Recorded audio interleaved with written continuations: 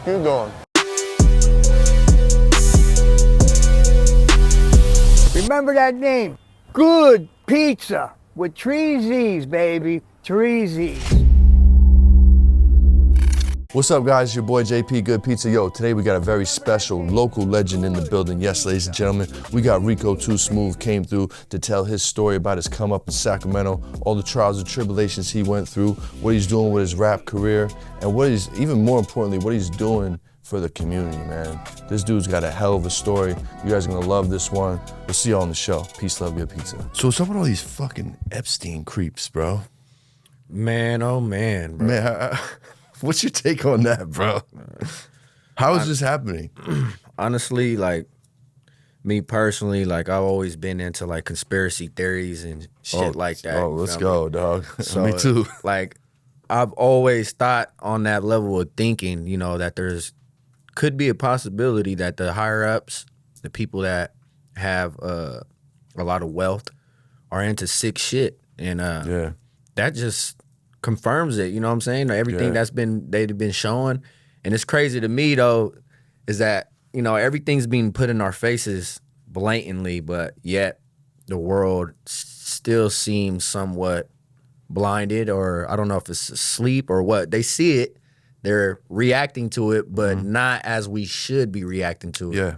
Like, in my point of view, you feel me? I feel like it should be a whole uprising, revolutions, something big than what's going on right now. Yeah. Feel me? It's kind of weird. I don't know. I don't understand it. But it also just goes to show you that what's under the covers of our government and everything else that they got going on. That's just weird. Yeah, it's like we're on overload, information overload. You know what I'm saying? We're only as a human species, right? We're only supposed to be able to like deal with and socialize with about 200 people. You know what I'm saying? That's just as our caveman species, as we've evolved, that was the size of the average tribes. You know what I'm saying? Now we got thousands of people that we know. I mean, look through you open up your phone and go through your contacts. You're like, damn, I know 2,000 people. Do I know 2,000 fucking people? Jesus. And then you got social media, all these people, your internet friends you never even met yet. You know what I'm saying? Like, it's too much, bro. So I think that all ties in with the overdose of news and information. You know what I'm saying? It's easy to get lost in it and drowned out. You know what I'm saying? Yeah, and then we got AI, so artificial intelligence is messing up the game to where people can't tell what's real and what's not. That's a fact. So I feel like it's a mixture in what you said, like, you know, a lot of information to obtain at once, and also it's just a lot of information that we don't know if it's true or not because it's so much fake shit, misconstrued shit on there. So it's like, man, the world, the times that we living in is crazy, bro. Crazy. We know for sure that the Epstein shit, that it's real. It's live in effect. It's a real court case. It's still ongoing. They said that it's about 1 million pages long, like 1 million pages long of documentation. Like, that goes to just have you thinking in your head, like, what? Who else? Who else was on this fucking island, bro? What else were you guys doing to have over 1 million pages of documentation of shit? Yeah. And honestly, man, it's a sick ass world we live in, bro. You know what I'm saying? And for me, it just opened my eyes more to like our world as a whole is already corrupted. So it's like, man, my position in life, like, who am I gonna be? How am I gonna implement my character and my legacy in this life with all the chaos and all the weird shit going on? So I'm just like, it gives me more of a reason to stay firm in what I believe in, staying on solid principles. You know what I'm saying? Yep. Kind of just, you know, flipping that narrative, because it seems like they're kind of almost putting out so much information to make it seem like it's somewhat okay. If not okay, but somewhat, you know, now it's out there. They used to hide a lot of shit, a lot of homosexuality stuff. They used to hide a lot of satanic and demonic stuff, and now it's kind of like just putting in people's faces. So that should already tell you the times we living in. You feel me? Okay, not to go further down the rabbit hole, but did you see this shit today, bro? Like, there's flights, and somebody in the crowd fact check this. In Texas, they don't want planes to fly out of a certain area for like the next 24 to 48 hours. Like, they don't want any planes flying. In or out? In or out. Like, zero travel in this area. Somewhere in Texas. Like, I've never heard of that. And why? What is the reason? For 10 days. 10 days. And what part of Texas is this? What part of Texas? Del Paso? El Paso? El Paso, Texas. Okay, that's close to the border, right? So what's going on? Central security reasons. Hold up. What the fuck is that about? I've never heard of that. Central security reasons. Feel me? Could be. So it could be. And they could be ready to hit a plane out the sky because we've been, Trump crazy ass been bombing fucking Venezuelan cartels in the fucking boats, bro. Like a goddamn cowboy, dog. Yeah, he been pressing up on shit, bro. He been pressing up on shit so hard. It's like, man, like, you can only imagine what these other countries and government officials are even thinking in response to him. They're probably just like, this motherfucker, like he's just you wild. wanna play rough? All right. Yeah, exactly. I don't know, man. That is very strange. You know what I'm saying? 10 days straight, no activity is flights. Like, that's crazy. I've never heard of that. Never heard of that. That means something. It means somebody knows something, and we don't. Somebody knows something's going down. Yeah. A lot of the information I see too these days, that's exactly what I do. Something's going down, and I'll be like, man, I don't know what it is, but hey, I got to keep it pushing. That's it, bro. Because I got my own little world detention. Right. We got to work hard. And then I be seeing so much shit that's going down. It's like, damn. And time's going by fast. Yeah. You know what I'm saying? It seems like the last few years, time has been like catching very traction. I don't know if it's because I'm getting older if it's really just like time has just been like, it's been really like, even with business coming in, it's been like real close knitted as far as, my time structure and business goes, scheduling. So it's not because you're getting older. There is a reason, and I just found out why. And I'm not going to butcher this. I'm going to send you the article I found. I found it recently, actually. It changed. It changed a lot. It changed in the year, I believe they said 2000, and then it really changed in 2020. And then 24, and there's a reason why, and kind of the main gist of what's going on is it's our memory. It has to do with our memory and all the new information, like we were just talking about. You know what I'm saying? So before we were able to have memories, have them last, think about them for a while, and without any new information coming in. Well, with this scrolling era, with the information era, we're on these phones all day. There's just constantly new information coming in, so we're not able to hold on to those memories as long, so it feels like it's going faster because we're not reminiscing on the memories like that. Like it's reconstructing our entire brain and existence. You know what I'm saying? It's bugged out. That's some deep shit. It's bugged out. That's it's deep shit. So without butchering it any further, I'm gonna send you the article. I sent it to somebody, so I'm gonna have to look through my DMs. But it is bugged out, and everybody I sent it to was like, "Yo, that's crazy, son. It's got to be it." Nah, for real. Because I've been saying that. Time's flying. I try to break it down as much as possible in my head, and I was just like, bro, something's going on. I asked my girl, I asked like a couple family members, hey, bro, does it seem like time's flying by? And they'd be like, hell yeah, bro. Like, man, I barely got time to do shit. So, I mean, when you break it down like that, it's the attention span too. You know, people got short ass attention spans these days. Straight up. Especially with the scrolling thing on social media. And shit, I'm guilty of it myself. Yeah, we all are. Just scrolling. Before I know it, the time's gone. I've done obtained probably about 100,000 documentations and informations of shit. Yeah, so bro. It makes sense. It's overload. You know what I'm saying? It's an overload. And especially if it's an overload of bullshit.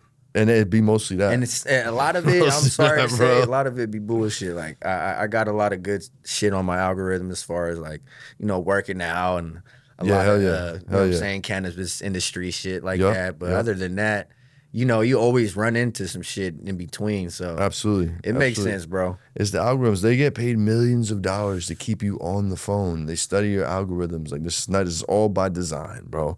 But I tell you what, 2020 COVID was like one of the last kickers that really fucked time up, because we all have that like, hold on, was it before COVID or after COVID?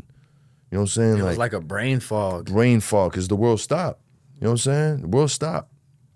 The kids wasn't in school for 2 years. Yo, my daughter, she is one of the few, or not the few, the many, I guess you could say, who didn't have junior and senior prom.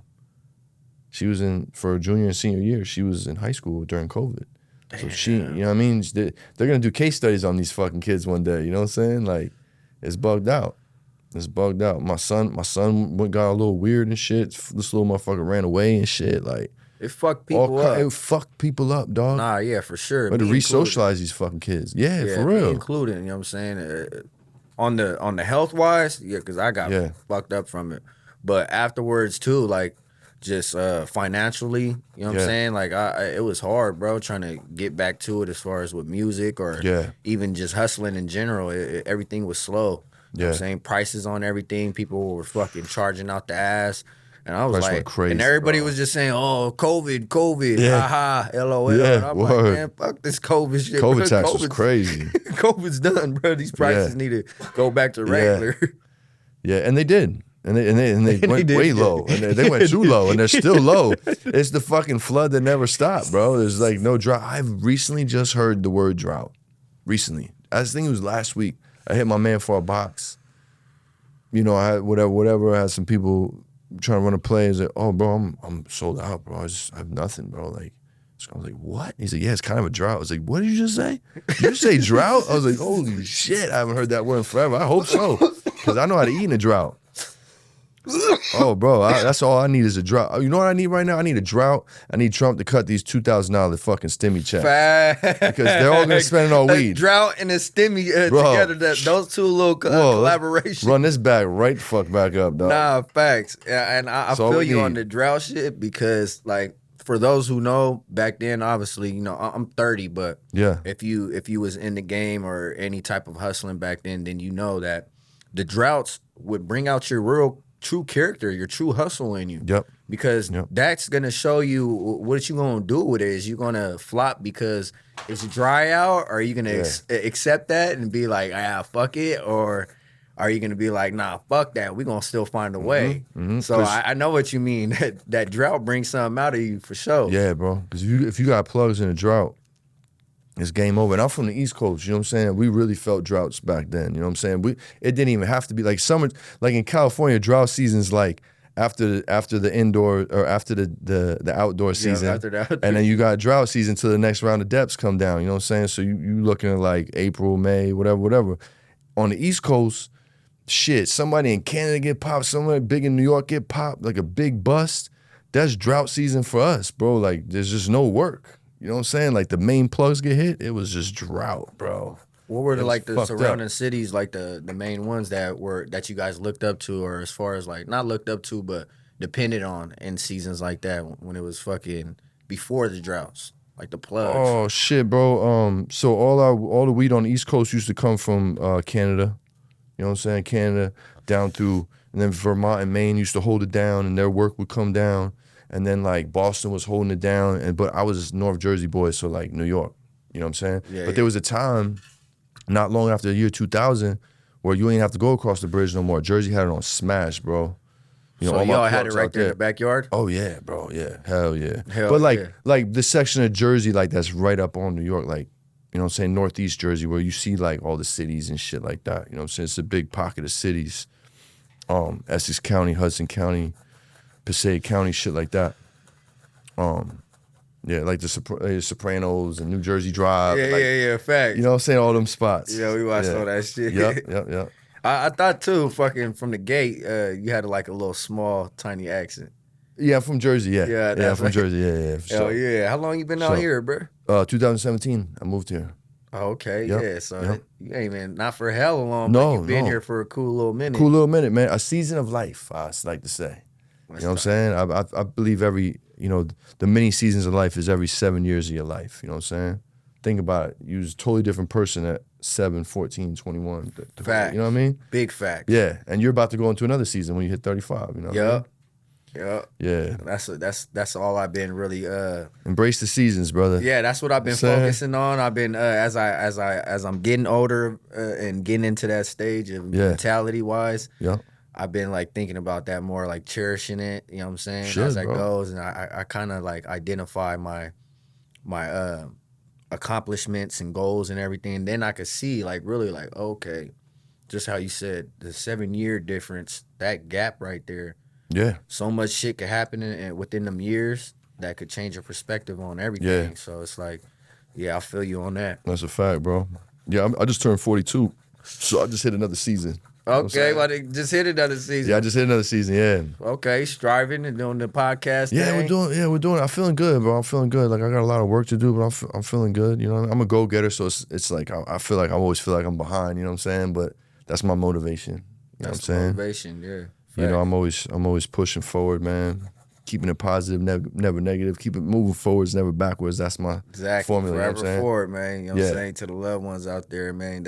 They know that's the slogan right there. Forever forward, never For backwards. real? Oh, Yes, I like sir. that, man. My bro right here, God rest his dead, my bro Els, you say, yo, son, keep it moving forward, never backwards. You know what I'm saying? Hell yeah, I He like died in 02. You know what I'm saying? We've been R.I.P. pushing that forever. Yeah, hell yeah, bro. Hell Yeah, that's what's up, bro. I Yeah. like that, man. See, we a lot alike too, man. Yeah, right? I got an old soul, yeah. bro. So you feel Yeah, me? you do. Like, You do. I'm real smooth OG with it. Hell yeah. I learned a lot of my principles and work ethics from the OGs. Yeah. So I try to do my best to hold on to that and just keep it original, bro. Because Absolutely. so much game that I done soaked up, you know, from older heads. Even I try to tell people, look, man, you could gain knowledge from anyone. Like, you know what I'm saying? Don't be the one that just, I know it all, or I already did that. You know what I'm saying? I've been the type that, like, I have did that, but I ain't did that. You know what I'm saying? Like, let me know how you did that. You know what I'm saying? And I'm all ears. I'm not trying to over talk or anything. So I done got game from crackheads, you feel me, in the neighborhoods, you know what I'm saying? Especially the crackheads. It seemed like it be them ones at the stove. OGs. And it'll about life. It'll be random days. Anybody. Random times. I might be going through some shit. Yeah. And an OG just hey, young blood, what's up with the OG? Nah, I ain't got no money. I'm already thinking, you know. Yeah, for sure. Nah, I just saying, you know. And he might say Drop slogan. something on you. Yeah. Forever forward, never backwards or something, just to say, give an example. Yeah. And I'll just be like, this nigga, like. Man, that shit was hard. It was hard, and it means so much to me because it might be a time where, like, you know, mentally, I'm just trying to push through, and then I start looking at him. I'm like, man, look, he somewhere around his life, somewhere it went bad, you know. Yeah. You know, you could tell he's there, obviously, because he's spitting game. For sure, he got for game. sure. And he just gave some to me. So it just like make you cherish it, but also be like always open-minded. Absolutely. Education, opinions, fucking constructive criticism, all that shit. Yeah. It's like you said, man, you can learn from anyone, good, bad, or indifferent, you know what I'm saying? And like, you know, you see a homeless dude dropping game or just spitting something that like made sense, like, dog, and if you lived enough life, you know, it ain't that hard to end up there. Couple bad decisions. I got a 6-year-old son. I had a California baby when I came out here. So little G Stacks is 6, and like he be asking me about people on the street. Dad, why are you on the street? I'm like, hey man, you make enough bad decisions in this life, you could end up right there, bro. Or you could do everything right and still end up right there, man. Life's crazy, bros. That's why you gotta, you know what I'm saying? You can't play with life. No, you can't. You know what I'm saying? You cannot play with life, bro. You can't. Jersey, what up? It's your boy JP, Good PizzZa. Yo, everybody's been asking me, where can I get the slices in Jersey? Look no further, peep the list, check it out. It's right here. Pull up, grab you a slice. Thank you for the support, Jersey. Peace, love, good pizza. We'll see y'all out there. That's cool, man. How many kids you got? 3. I got 3 piece. 3? You got 3 pieces? I got older kids, bro. I got Same here. 23-year-old daughter, 18-year-old son, and a 6-year-old son. Okay. Yeah, so 6 is the youngest. Yeah. I'm living in 3 different seasons of life at all times with my kids. It's crazy. It's crazy. Yeah, see, but it's a blessing though. That's tight, bro. You know what I'm saying? Yeah. I'm a father I can relate to. I got 3 boys. Oh, no you know shit, 3 boys. I got Nice. Rico, Raymond, and Amani. It was just Raymond's birthday. Nice, man. Yesterday. Oh, hell yeah. February Happy birthday 10th. to Raymond, man. How old is he? Lil Ray.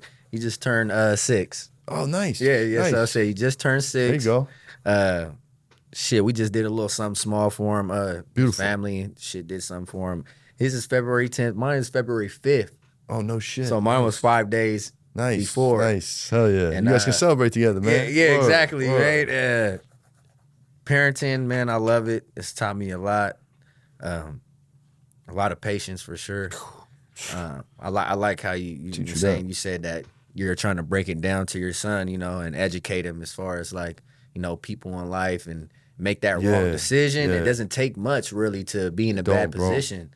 It don't. So it's like, it's good that you open up your son's eyes to that, because I do the same shit. Hey, son, check it out. Look, you know what I'm saying? Because they'll ask questions too. Why is he? But making fun of sometimes, kids are innocent. They really What's up? What's why up? has he got that hat on in the middle of the street asking for money? And Right. they're like, hey, look, sometimes it gets greasy. It could just be from decisions, your motivation. And that's why I'm like, bro, that's why I teach you all the stuff that I teach you, the grit, the grinding, the never giving up. This is all a part of life lessons, bro. Yeah. But yeah, man, that's a beautiful thing, bro. I was telling my little homie yesterday, yo, bro, like the reason I fuck with you is because like you got a couple good qualities about you. One of them is hunger, and you can't teach hunger. You know what I'm saying? Because here's what I know about: if you got hunger, you're gonna eat. You're gonna find a way to eat. You don't believe me? Go downtown Sac and look at the homeless people. They picking through garbage. They ain't gonna stop you from eating. That's hunger, bro. You know what I'm saying? And so like you said, you could learn from anybody in life. Facts. You know what I'm saying? That was taught to me. I was like, when my mentor dropped down, I was like, God damn, you right, shit. Yeah, and it's simple too. Yeah. Put a look at them. Take a look. Yeah. Take a look out there. They're in desperation. They're homeless.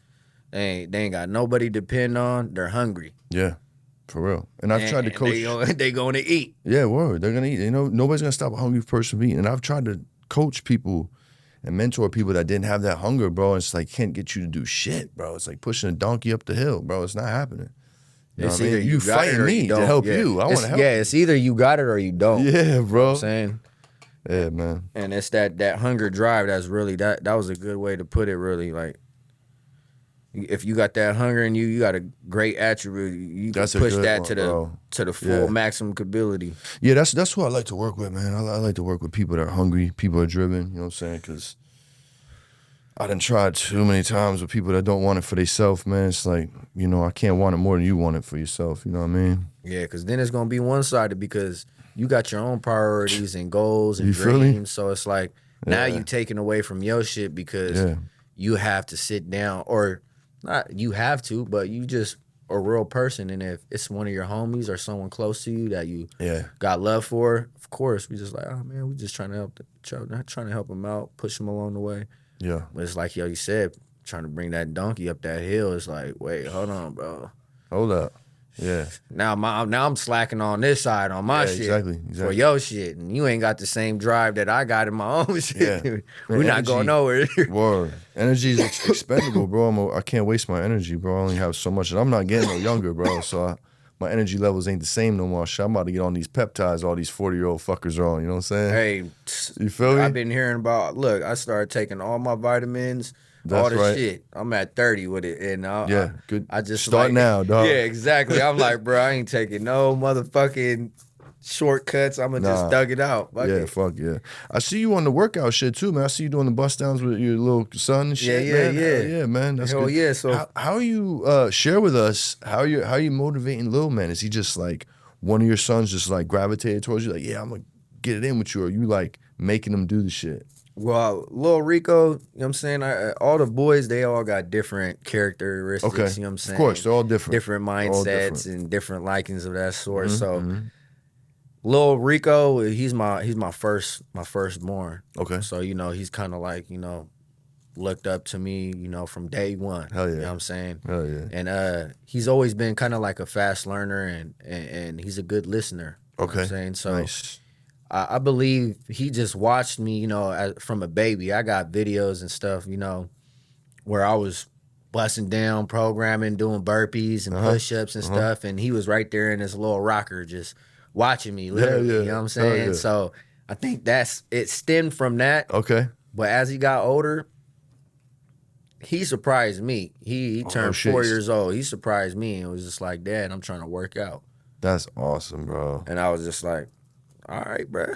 Let me see something. Like let me see what you could do at least. Like, 'cause he just turned 4. He's sure. always watched, always showed interest. Yeah. Like sports and basketball and baseball and stuff like that. But I didn't know that he was gonna be ready to, start working out. So I started showing. I just like, man, show him the correct position and everything. Yep. I was like, because then if you don't, it's not gonna be a right push up. I'm telling him, like, you can't have your waist all to the ground like you're humping the ground.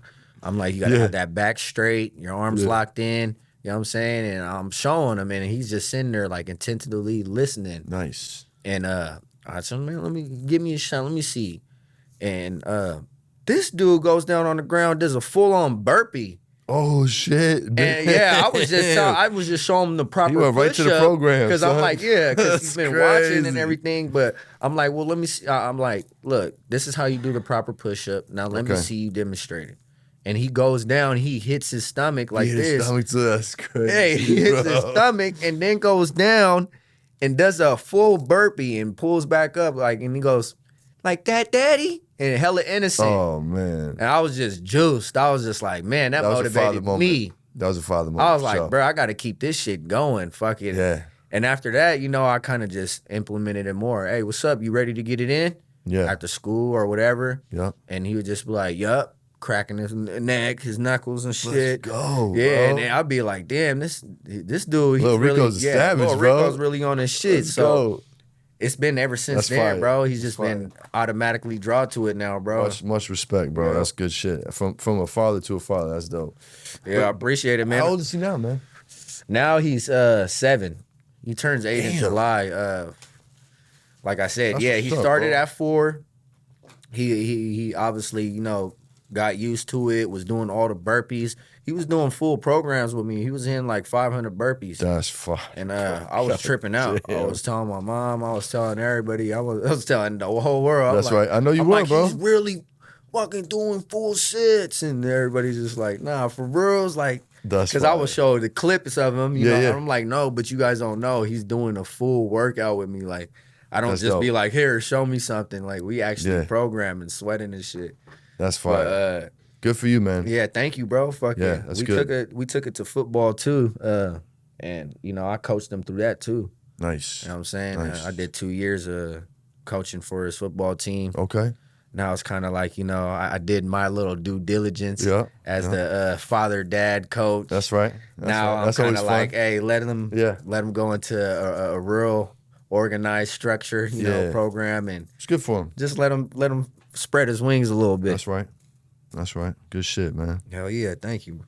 Rico too Smoove in the building. My boy. You know what I'm saying? Yep. That's what's up, man. Well, let's get into it, man. Let's let the people know, where you from, where'd you grow up, what was the upbringing like, and then we'll kind of flow into when the cannabis came into your life, because this is a cannabis podcast. You know what I'm saying? So we'll sprinkle in the cannabis when that come into your life. How'd that help you through your life?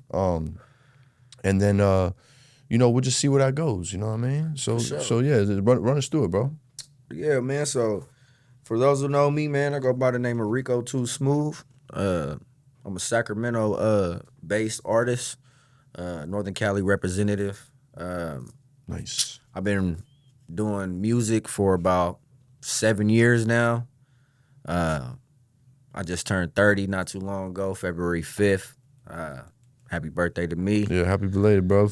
I moved to West Sacramento. It's a small neighborhood by the name of Broderick. You know what I'm saying? So that's my basically hometown. That's where Gotcha. I grew up in my teen years all the way into my adults. So break down what Broderick was like back in the day, because I've heard it was a little different than now. Yeah, You know what I'm saying? So break it down. Yeah, so our little neighborhood, man, it's a trip. It got a lot of deep history, a lot of deep meaning. For those who know, like, my neighborhood has always been real close knitted. We're right over the bridge, so Yeah. we're considered Yellow County. We always been considered Yellow crazy. County, which is crazy It's because crazy you as know fuck. you walk over the bridge and hey, I'm in Yellow. Hey, Yeah. walk back over the bridge. I'm in Sac. Yeah. And then we're West Sacramento. Yeah. So I've never got that, you know, me being actually born in Sacramento because the people that come from my neighborhood are usually residents and that they were always residents, like family generations. No doubt. No So doubt. me, I kind of like came in, I was always moving around everywhere, all through Sac, from Del Paso Heights to Oak Park to fucking Okay. Rancho. I was everywhere. Oh, damn. Yeah, you my were mom all was a over. Rolling Stone, you know For what I'm sure. saying? So wherever she laid her hat, that was our home. But Got you. needless to say, my neighborhood's always been like real, not anti anything, but really just close knitted with each other. Okay. And I came into my neighborhood, and you know, basically like, who's this little dude? I'm about 10, 11 years old. I done went all through Sac, For sure. fighting with everybody, you know, trying to go through my life experiences, you know, just controversy and just finding my way, trying to find my true identity and stuff like that. But I came into Broderick and just I fell in love with it just based on like I like the fact that it was close knitted like that. Okay. You know what I'm saying? Because I didn't really have family like that, and I just like the way that close knitted structure was like, and I always kind of put it in my head like when I got older with my family, I would do something like that, keep it close knitted, you know, and just you know keep it pertaining to us. But my neighborhood, man, for those who know, man, we had a lot of bad history with police brutality, no gang shit. injunctions. That means if you were out certain time, there was a curfew. I heard about this curfew. Yeah, so if you was in groups of more than 3, they pulling you over. Like if you're walking on a bike, you in the car, and they see you, they're pulling your ass over. Whether you really on probation or not, just based on they have that on file that says this gang injunction allows this and it terminates this.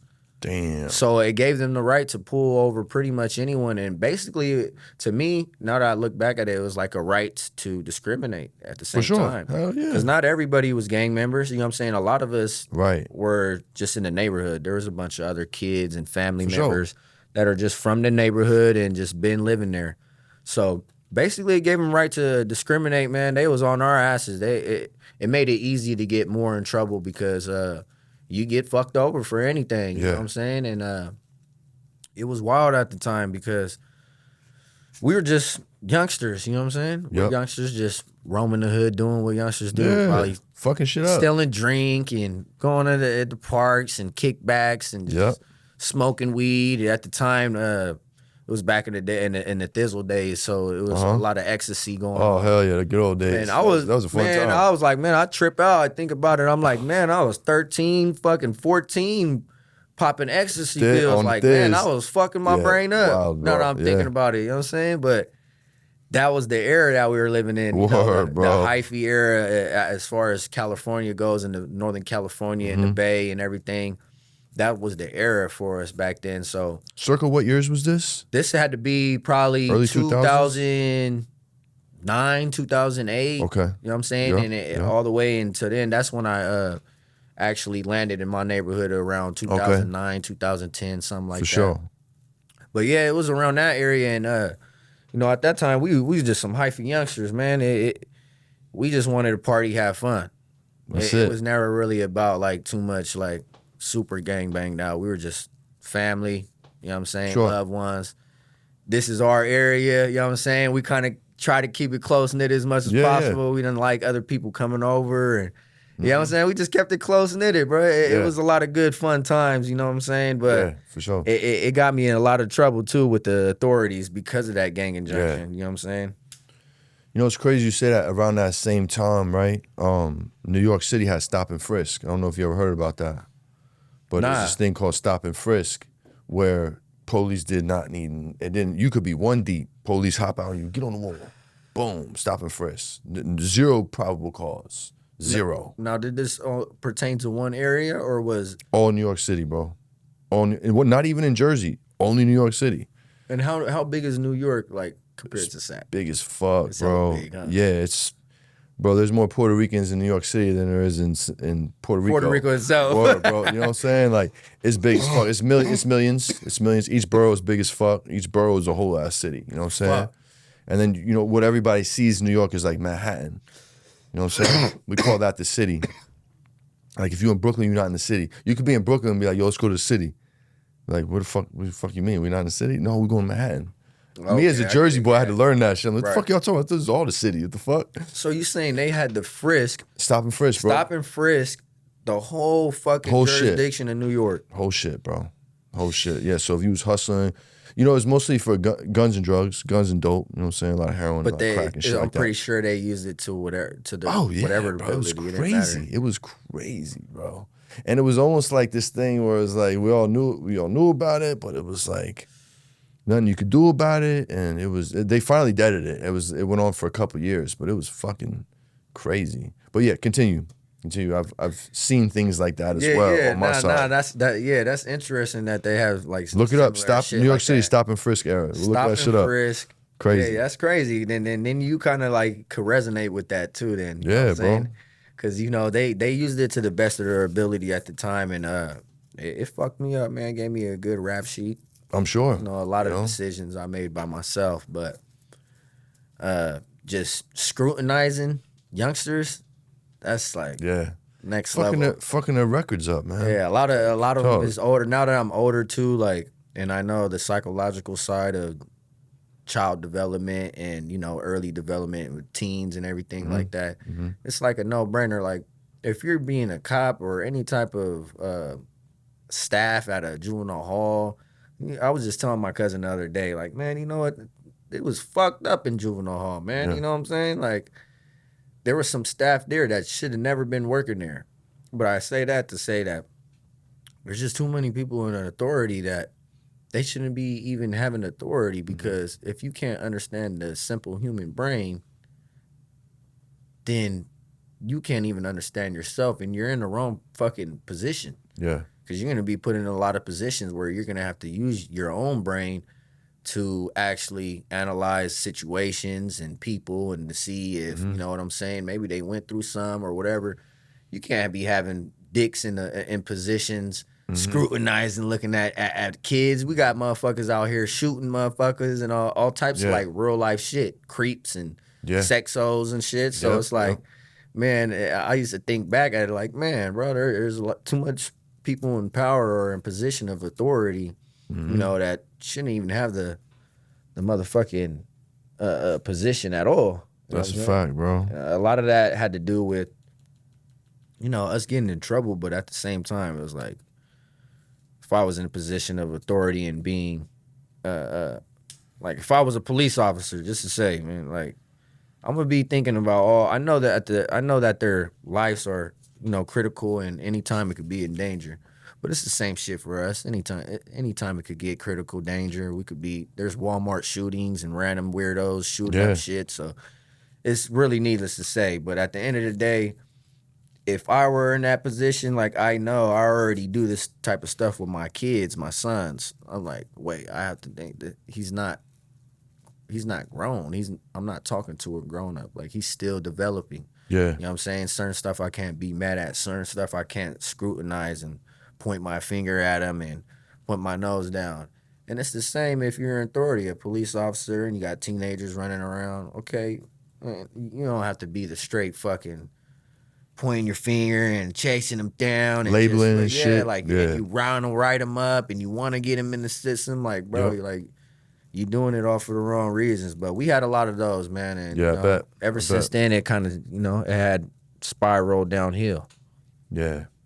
Is the quality of commercial cannabis leaving you disappointed? Many large-scale operations cut costs, and the final product shows it. It's time to reclaim the quality and bring the boutique experience back to your grow. House & Garden Nutrients is the answer. Their premium line of fertilizers and plant additives has been helping growers win cannabis cups worldwide since 1990. It's the trusted go-to brand for my business partners, respected breeders, and elite hash makers across the industry. Stop settling, elevate your harvest today, and make the switch to House & Garden Nutrients liquid or powder line. Find your formula at house-garden.us. Tell them Good Pizza sent you. So growing up, it was just you and Mom Dukes? Yeah, just me and my Dukes. I had my bro for a little bit. He got locked up, right? Yeah, before Okay. he went away to prison. I had him mostly like my toddler days. You know what I'm saying? Gotcha. Around that time, I had him. I had very faint memories of me little. We got a big age gap. Okay, So what he was the would've been age about, difference? I don't know on point, but he would have been in this like mid to like late 40s Got you. right now. Got you. So that's the age gap. I'm 30. I barely just turned 30. Got you. So he got like 10 plus on me. Yeah, you guys would have never been in the same, close to Exactly. the same season. Yeah. Exactly. So from a toddler, you know, the remembrance that I do have of him is like, I try to spit it to people as real as possible without trying to sound movie like, but you know, it was a menace to society type of era, you know, Yeah. when I was living in, and as a kid, you know, running around in diapers, little baby kid, coming outside, my big brother, you know, drinking 40s with his homies, shooting dice, you know, getting money, you know, politicking. Yep. That's what I remember growing up, you know, and at the time it was the 90s era of all the old school gangster rap and music. Yep. And I just remember always hearing it. My mama always played old school funk. She liked classic rock. She played a little bit of country, a lot of oldies. So like the music part was always there. But I say that to say that my bro at the time, what I got from him was like that old school like G era. You know what I'm saying? It was a different type of time in California back then. That's what he was taught. You feel me? So I feel like he was just displaying, you know, what he was taught. You know what I'm saying? Because he didn't even have a dad either. Got you. Like my actual father was his like stepdad. Got you. You know what I'm Okay. saying? And, For sure. he knew my real dad more than me Okay. because my dad ended up getting sent to prison too. You know what I'm Got you. saying? But I say that because the characteristics and the era, the swag and everything, that was the mentality that I had captured from hardcore, solid, nice and neat, crispy. You know what I'm saying? If he had his khakis on or if he had some 501 jeans, like he was always crisp about it, fresh. You know what I'm saying? Player like. You know what I'm saying with the females. There's a lot of good attributes that I have from, you feel me, that I took and you know I ran with, but. No doubt. Not to go off subject, but that's what I took from him before he ended up, you know, No doubt. going to prison. Yeah, he had an impression on you, bro. It was your older brother. Yeah. So you know, on the block around that time, you know, the love and the energy, it was like kind of down to a minimum just based on the chaos around us. Mm-hmm. You know what I'm saying? But man, as I think about it, like man. Like, a lot of the shit that I learned, it helped me in life for sure. No doubt. It helped me with all the life lessons. Now that I be thinking about it, like I just be, for example, the grit part of just seeing my brother back then, no father himself, no type of role model to look up to like that, but still determined still to get some money. He's still trying to find plays. He might have not been making the right decisions, probably doing wrong as far as robbing people or making. But I just got the grit part of it, like he didn't just was like he wasn't content with it. You know No doubt. He wasn't settling for shit. He wasn't settling for it. You know what I'm Oh saying? yeah. That's one of the. It's cool you got to have him in your life for at least a little while. You know what I mean? Because it sucks when you lose a brother, man. You know, whether it be incarceration or death or both, you know what I'm saying? It sucks, man. But, and, you know, I listened to another one of your interviews and you know, how they sentenced him did not seem fair at all, bro. Like, it didn't fit the crime, you know what I'm saying? They gave him a life sentence for an attempt, right? Exactly, bro. What the fuck? That's crazy, bro. And then what I didn't know,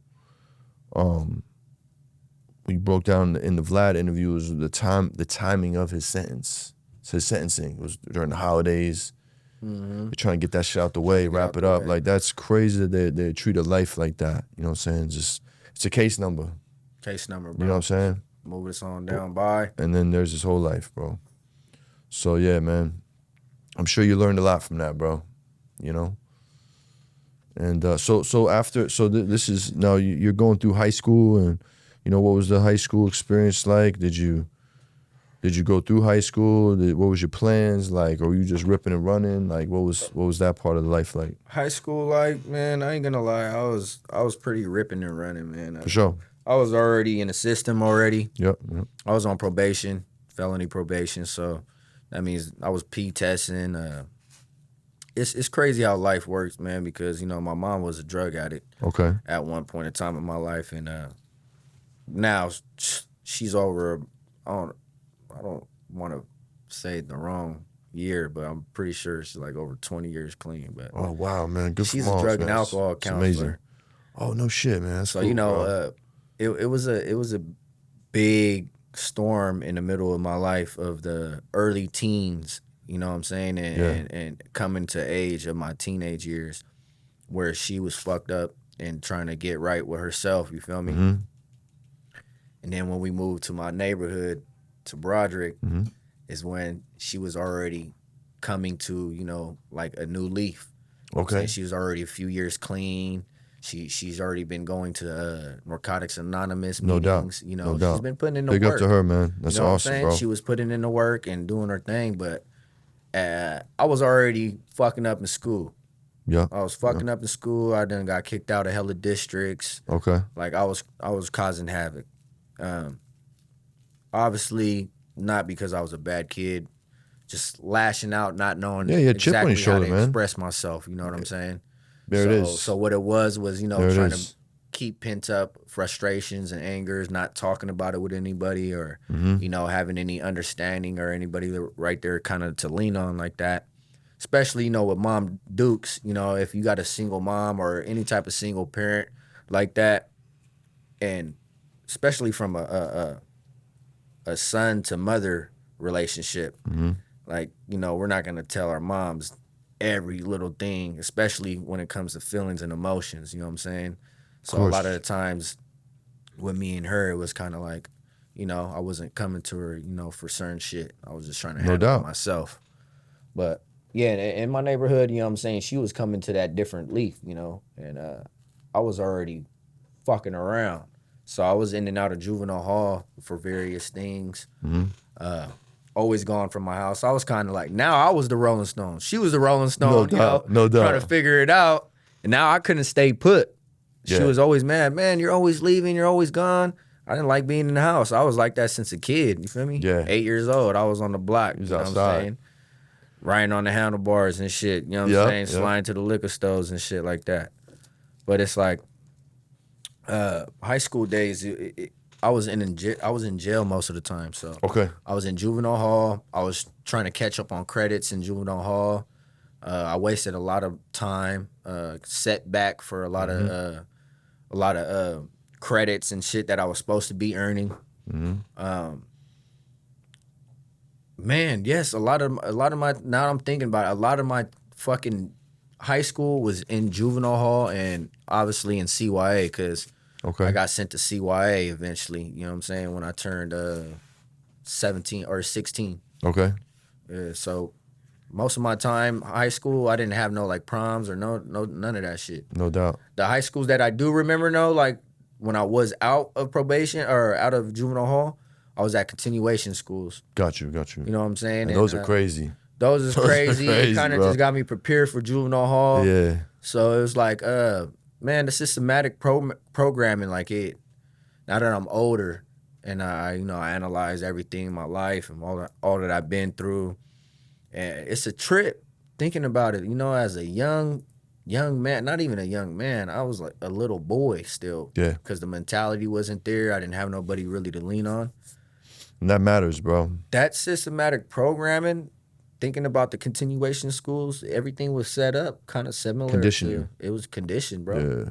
Kids was fucking fighting, class changes and lunch at the cafeteria and Should go up. cussing out staff Yep. and fucking staff. They got walkie-talkies and Mm-hmm. so All it the was same like, shit. you yeah, see bro. in the I'm like, hold penitentiary. on, bro. Like, damn, I went through all that. So if I Yeah. wasn't in juvenile hall dealing with that, I was on the outs going to schools like that. For sure. And that was like Sure. most of my teen years like that. No doubt.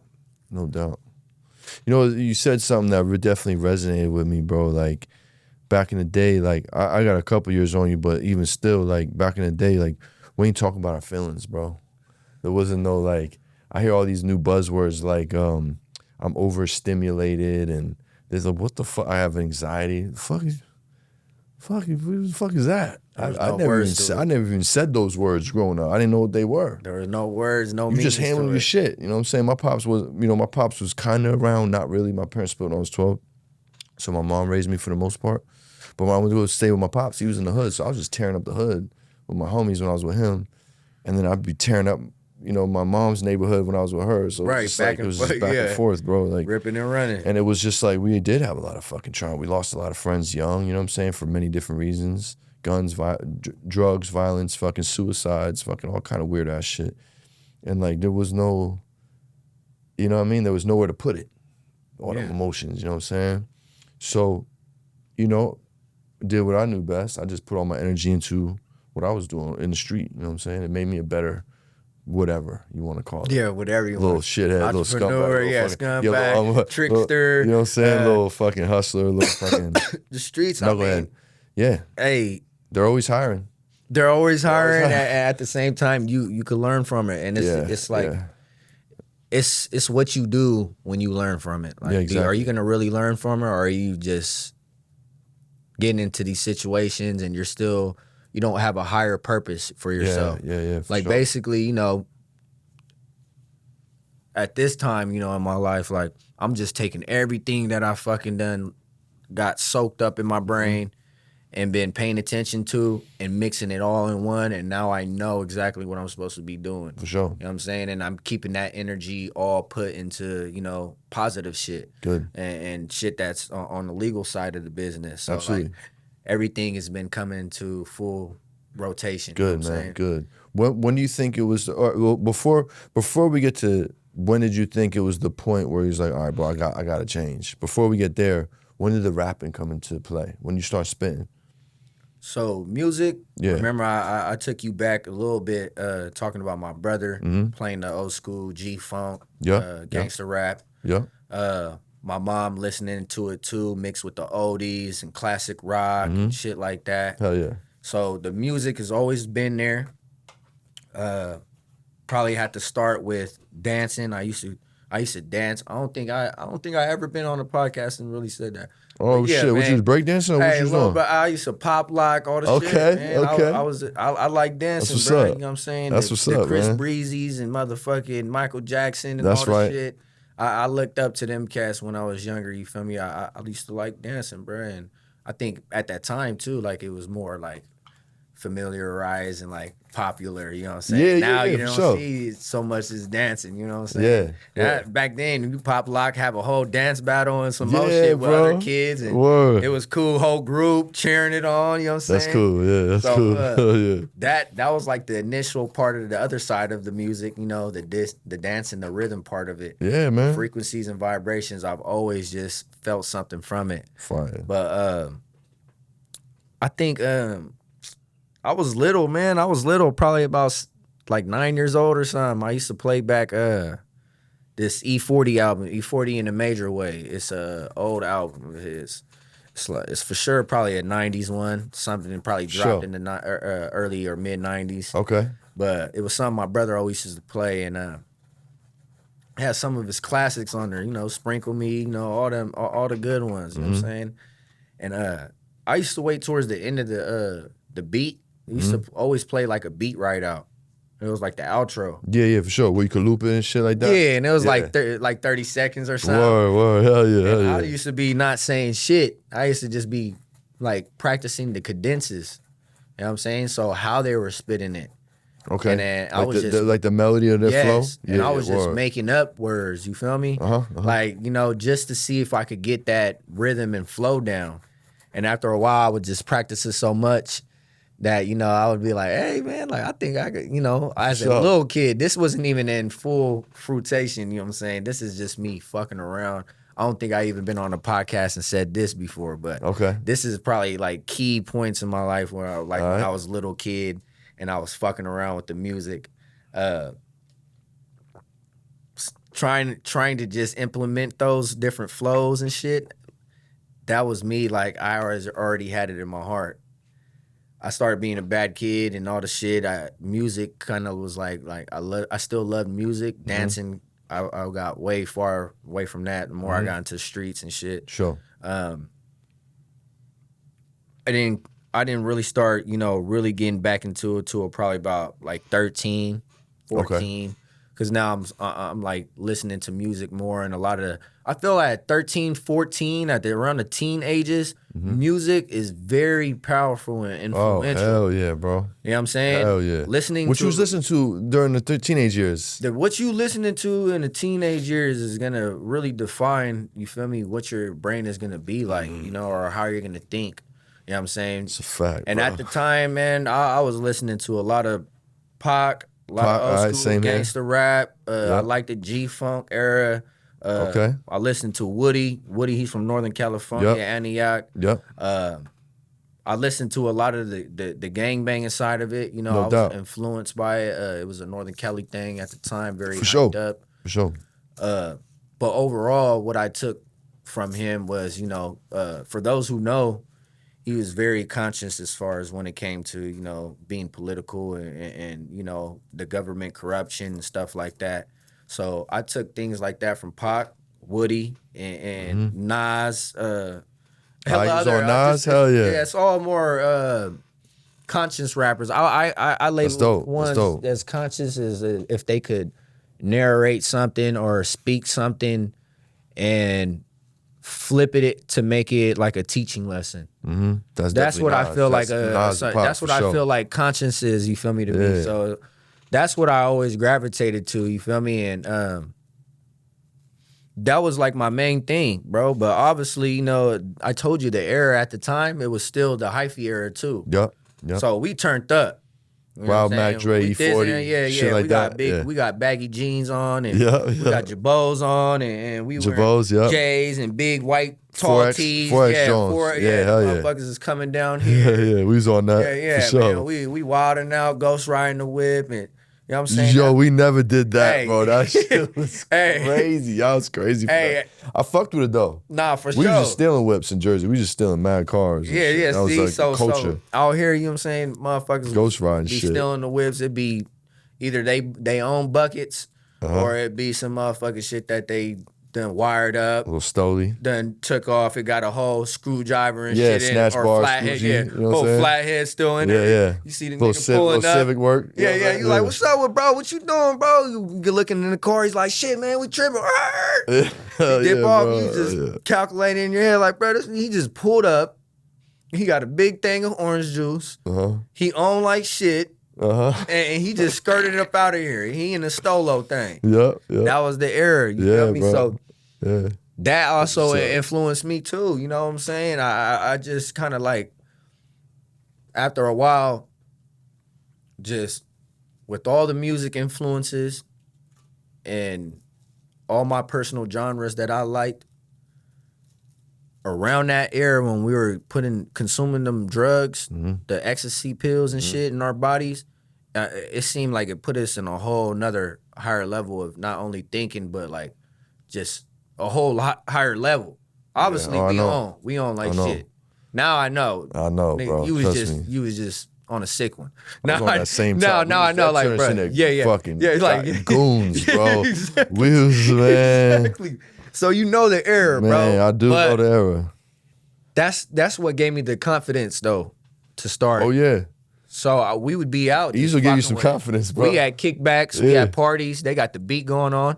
This is where it come back into play. Remember I said the last 30 seconds. Yep. So I start implementing it in front of the homies and shit. Yeah. You know what I'm saying? I'm seeing what they think. What the fuck? Yeah, so now they like, and I'm the smallest. Okay. I'm the youngest. Always damn near out of everybody. You know what I'm saying? Yeah. So there's Lil Reek. Back then it was going Lil up. Zach. You feel me? That's my government. Okay, for sure. Zachary, you feel me? Got you. I go by Zach.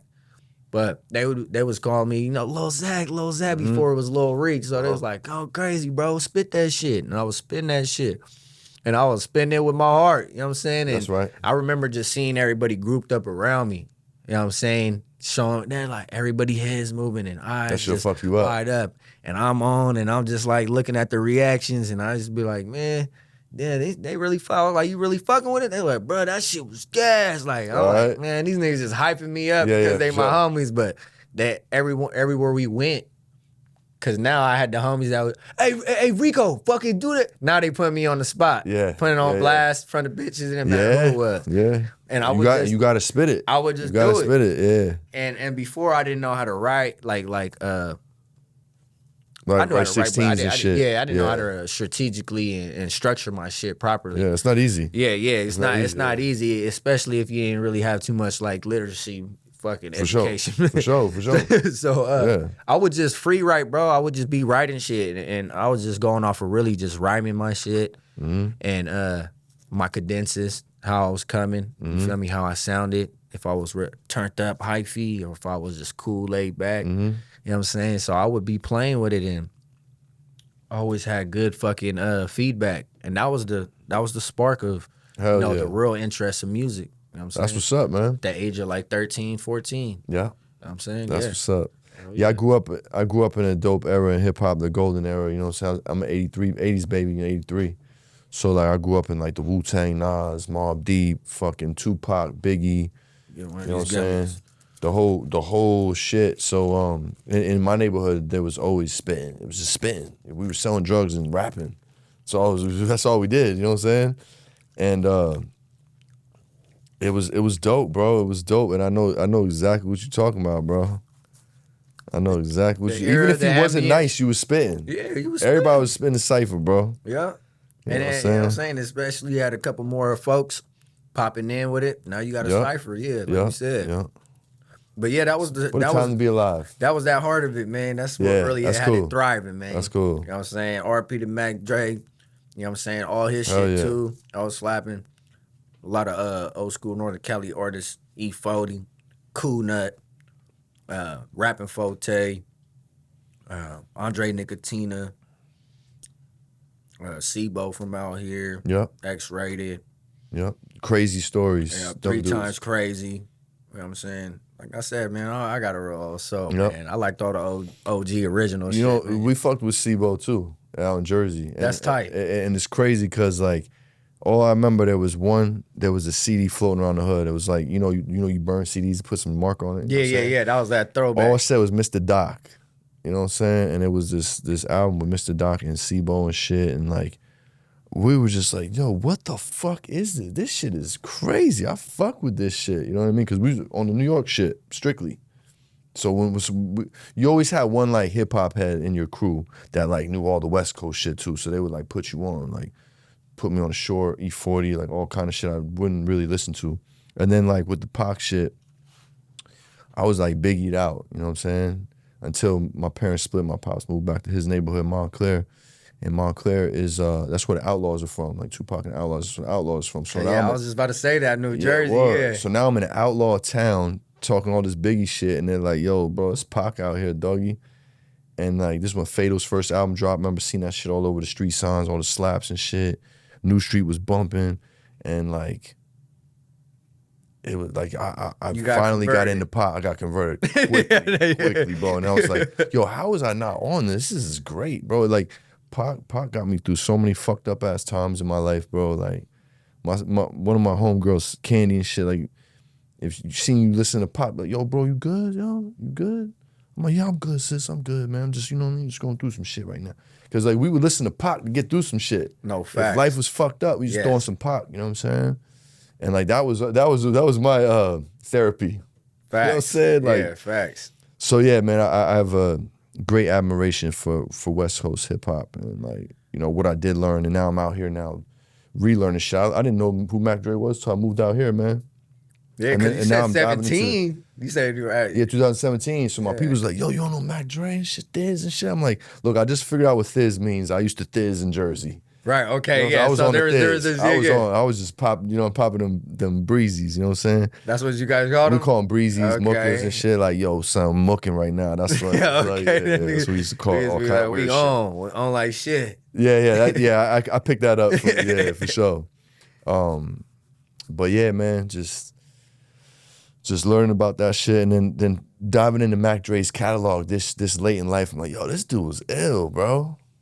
Oh yeah. Yeah, that not my job shit. That not my job shit is my shit. Yeah, bro. he had a lot of good. He had a lot of joints, bro. He had a lot of good shit that you could really turn up to, but then he also just had a lot of game. Like, Hell yeah. he teaching you how to just be a real player. He teaching you how to stay solid in the game. You know what I'm saying? Get some money. Yeah. I like nowadays too, that I'm older, there's not too many people I listen to and throw on in my car, bro. I'm gonna keep it real. Yeah. And a lot of the reason has to do with, like, you know, like I said, the messaging, the vibes, the frequencies.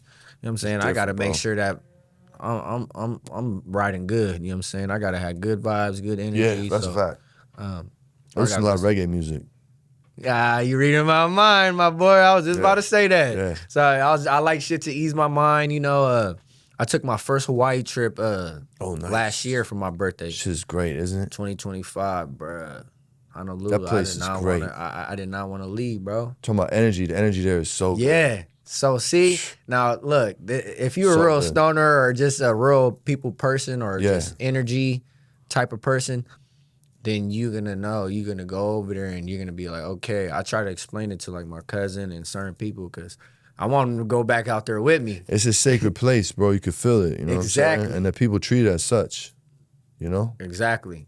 It opened my eyes, bro. I went there for a business trip, man. I mean, not a nice. business. It was like half business and like half vacation. So I was Cool. just supposed to just have a good time. But That's cool. I ended up, man. Like I always say, man. I'm not religious, but I'm spiritual in a sense. That's cool. You know, I believe in a higher power. I Okay. believe in the good and evil.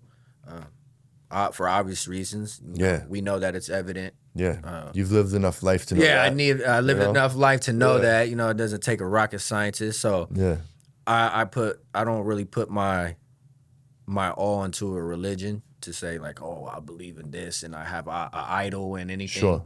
I just know what I say, the creator.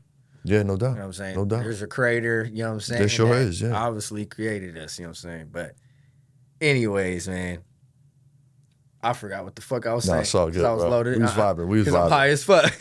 We was vibing. We was talking about hip hop and shit and Hawaii and good energy and reggae music. So look, Yeah. okay, that's how you know I'm high as fuck. It's all Let me good. get back on track, y'all. Back on track.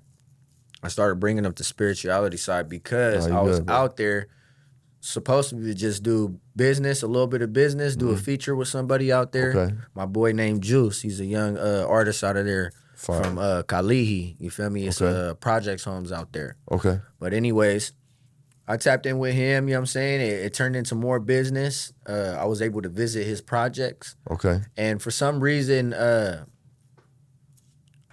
I felt something on my heart. There was another projects that I knew of because I followed this dude on Instagram because I seen his reel randomly and he was just helping the community out. And it looked like they were on some projects too. And I didn't even know it was in Hawaii because, Yeah, right. you know, when I think of, this is me before I even went out there. I'm thinking of Hawaii, you know, it's the paradise, you know what I'm saying? So I see this dude named Raiden, you know what I'm saying? And he's throwing hella community events and I'm seeing their shit looks like rugged, like down here, like any projects that you would know of. Yeah, you know for what sure, I'm saying? for sure. But And in I'm like, Hawaii. yeah. That's crazy, I'm yeah. like, bro, because now I'm putting two and two together. I'm seeing the background. I'm seeing the hills and fucking jungle-like forest shit. I'm like, this was in Hawaii. Yeah. And I'm like, damn, that's crazy. I just started following him. I was just telling him, like, I was inspired by, you know, his focus to help his community out. No doubt. And I was just telling him, like, man, that'd be tight, you know, if I could contribute somehow, you know, or one day or whenever I go out there to Hawaii, maybe we could link up, talk about No it. doubt. So while I was out there, not only did I do that feature, I ended up linking up with that dude, and I pulled up to his projects, and I waited till the kids got off. I had my cousin and his girl, and it was me and my girl. And we just put a quick play together. We were just like, okay, we know that Project Kids, this dude helps his community. We're out here. We've been traveling the islands. Like, we're not going to like the known tourist spots and trying to be out there on the little strips and shit. We out there thugging, you know what I'm saying, on the islands for real, like with the people. Yeah, that's the best. That's the best way to get the experience. So our feelings are already up there, like, man, you know what? And we like, man, fuck that. We're gonna bless these little dudes, you know what I'm saying? All these kids. And we coordinated with him and bro, made history, bro. I went out there, I went to the pizza spot, ordered a bunch of pizzas, me and my cousin. Oh yeah. They helped. As soon as we were about to leave and we were about to get ready to pay, the dude said it's all good. He was like, nah, that's all good, man. I overheard what you said. He said, or no, he didn't even know we were gonna do that. I was like, yeah, man. I was like, we're trying to do some like nonprofit community work. I was like, that's crazy. You just gave us, you feel me, like for free. And he was like, yeah, it's all good, man. He was like, that's a good cause. You guys have a good one. Like, it was hella normal. And I was just like, that's God, bro. come on, bro. That's God, so you bro. see where I'm headed, you know, not to get too religious, like I said. No, it's all good. But I believe in higher powers. I believe in the frequencies and vibes and the energy of the world and the universe. And I felt like that it brought me there, you know what I'm saying? I also recorded a song out there. Nobody really know. I've been keeping it in the vault, really. Okay. It's called Education. It's actually a flip to Damian Marley, Medication. Okay, yeah, I know exactly what you're talking about. So that's been one of my favorite songs by Damian Marley for like a long that time. Shit's hard. Him and his bro. The him duo, and Steven are crazy. The visual down to everything was clean as fuck. But anyways, I had a producer out there by the name of DJ Idea. I think he's originally from the Bay Area. Okay. But he moved out there. He's a known producer out there. And I had him see if he could whip something up for me. I said, man, you know that song Medication? Damian Marley. He's like, yeah, I know that. I was like, bro, can you re-whip that up like from scratch? And he's like, yeah, it's good. I got you. And at the time, I didn't know what the fuck I was going to do with it because it's a reggae beat. For sure. You know what I'm saying? Mixed with hip hop. So I was just like, man, trying to like figure it out. And we were just going from island to island, eating food, smoking, you know what I'm saying? Watching the views, relaxing and shit. Man. And the producer, I paid for the beat and shit, and he was fast. Boom, sent me the beat already. Nice. Sent it was slapping. Nice. I'm like, oh shit. And I'm telling my cousins and my girl, they're all on this journey with me too, because I'm telling them about like, oh, I got this person Raiden. He does the community shit, and I want to stop by and fuck with him. Oh, I got this dude, this young cat out in Kalihi. He raps. I want to do song with him. So like I'm telling them what I want to do and shit. It's my birthday. Oh, I forgot. It was my birthday too. Okay. So it's my birthday weekend out there. You know what I'm saying? Cool. And fucking we working. That shit came together crazy. The beat was last minute. I didn't have the intent to go out there and do a song and do all the shit I did. Like everything just came together like naturally, organically. That's fire. So I got the beat, bro. Now I'm just slapping it, man. I'm showing them. I'm like, what you guys think? Because they fuck with the reggae too, and they know the song. No doubt. And they're like, that's hard. My cousin's like, bro, how you gonna come on it? I'm just like, bro, I don't know. Like this is a new genre. No doubt. You know what I'm saying? No I'm doubt. into gangster rap. I got some melodic shit. I got some struggle shit. So I'm like, what the fuck I'm gonna do? And fucking bam, it hit me. Medication. It just hit me. Boom. Education. Education. Educate the children, please. No separation. So tell them, let my people free. Proclamation. There is no such thing, liberty, motivation. So motivate my people, please. Oh, you caught that. Came through cold, man. Yeah, you caught that. It came in my head, bro. I just started getting to it. And we're, like I said, we're going island to island. I'm feeling the vibes. I'm going with the flow, bro. I'm like, I never felt this way before. I'm 29 out here. I just turned 29. Never been to Hawaii. The vibes and everything that I've been getting is just like so lovely. I needed peace around the time too, because I'm out in the city, like, you know what I'm saying? I'm not involved in any type of, crime and activity like that, but I live in the city. You know what I'm saying? I'm right there in South Sacramento. So it's like all this chaotic, people dying, passing away, all this shit.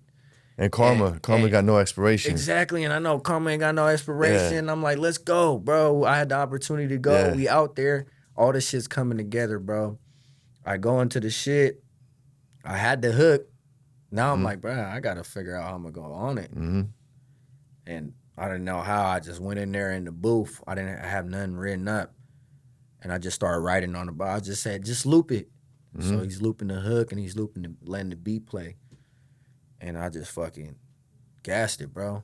Nice. And basically, I turned the whole medication flip to an educational song. That's fire. About, discrimination and oppression and all the stuff that's going on. And also, just uniting, as a unit. You know what I'm saying? Not even on no gang shit, but like as a human race. You know what I'm saying? Because I see that it's, with all the shit we talked about, the Epstein files and all the shit, we laughed and made jokes about it, but like, man, this is real shit, man. Yeah. And it's like, I don't see too many people talking about it to where they really standing on it, like all the way. You know what I'm saying? No doubt. Taking it to the Grammys, you feel me? And taking it to the next level. We do have celebrities that talk about it. Some get shunned out, some get hidden away. But there's way too much that are out there that ain't saying shit. Either they participate in, guilty, or they just don't. They don't want to fuck up their bag. Exactly. And I'm just like, you feel me? I'm that artist that I don't give a fuck about the bag. Of course, it's financial stability, but at the end of the day, I use music as a form of therapy.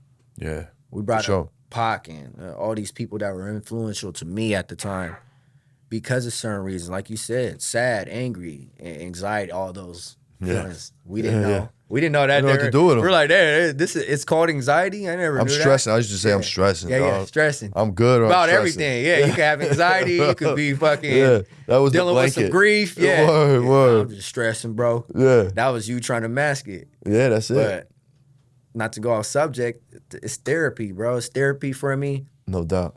To write music is therapy, and it's therapy to me to give therapy, to actually hear people, hey, bro, that one, or my favorite song is this one, and not the... That trips you out, right? Yeah, and not the gang one or the ones where I'm just talking shit or sliding or, you know, all my crazy shit that I've done talking about in my younger years. Like, it's a trip to see people gravitate to that and actually know it, know the lyrics, and say that I resonated with them. Yep. Because then it's like, that's where I'm at now, too. It's like, damn, my music resonates with people, bro. And I'm not going to continue to just keep on putting out shit that has no meaning or nothing people could learn from. Yeah. You know what I'm saying? So, like, yeah, man, therapy like a motherfucker. Music. No doubt. Yeah, music is definitely therapy. When I got the chance to, and similar to what you just said when your fan told you, like, yo, that one song, like, I got to, fortunately, I got to interview two of my favorite rappers, Styles and Jada, you know what I'm saying? Sick. Last 420, I was in New York. Shit happened out of nowhere. It was only supposed to be Styles. I'm on the way there. Styles manager hit me like, yo, it's cool if Jada joins? I'm like, pfft.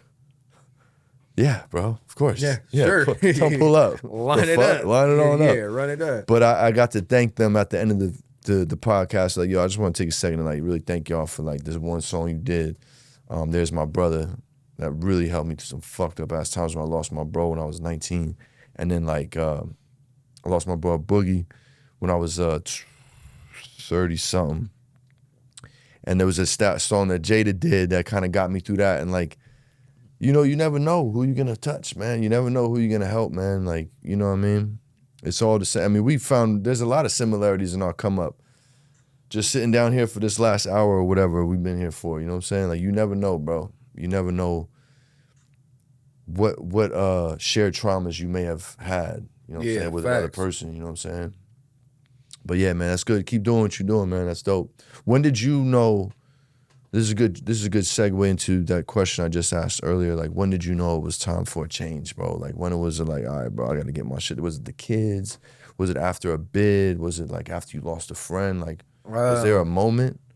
I wouldn't say a particular moment, because it's like, you know, the whole life has been like a multiple moments, uphill battle, multiple moments. You know what I'm saying? Ups and downs, all arounds. Yeah. I say, you know, I was always hard headed, bro. You know what I'm saying? Since a kid, you know, like I didn't have that father to instill that. No doubt. Like, you know, when you're hard headed and you're a kid, you gotta have some type of role model or father figure to correct that at a young age before they get older and have that mentality. You know what I'm saying? Because then they're gonna have to learn everything by themselves. You know what I'm saying? And go through it physically and mentally, you know what I'm saying? Yeah. To start actually getting it. And with me, it was just that. There was no particular time, man. Throughout my life, I lost a lot of loved ones. I lost a lot of close ones to me that were I consider my brothers. Yeah. We did music together. I knew their family and stuff of that sort. No doubt. I've been on the other side of stuff, you know what I'm saying? And it's not incriminating me because, you know, at a young age, I was wild and did what I did. I did my time for it, you know, from shootouts to being shot at. Just recently, you know, I got shot before back in 23.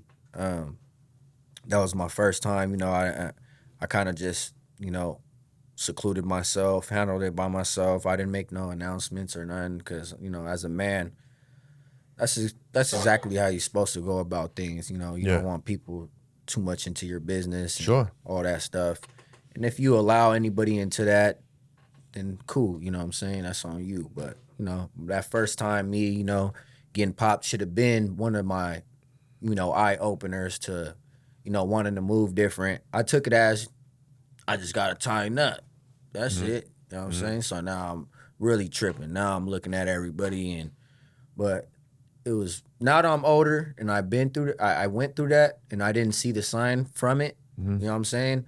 I realized that it was just an eye opener of me not to tighten up, but to tighten up, to distance myself from certain people, to cut ties, to not make myself accessible, to spend more time with my kids. It was a lot. Oh, yeah. You know, that I missed. No doubt. You know, I took something from that experience and was just like, I got to tighten up. You know what I'm saying? Told my bro, like, hey, man, we going to tighten up. We're just going to make sure we tighten up. Just recently, you know, back in October 2025, I was with my family, went to go have some food.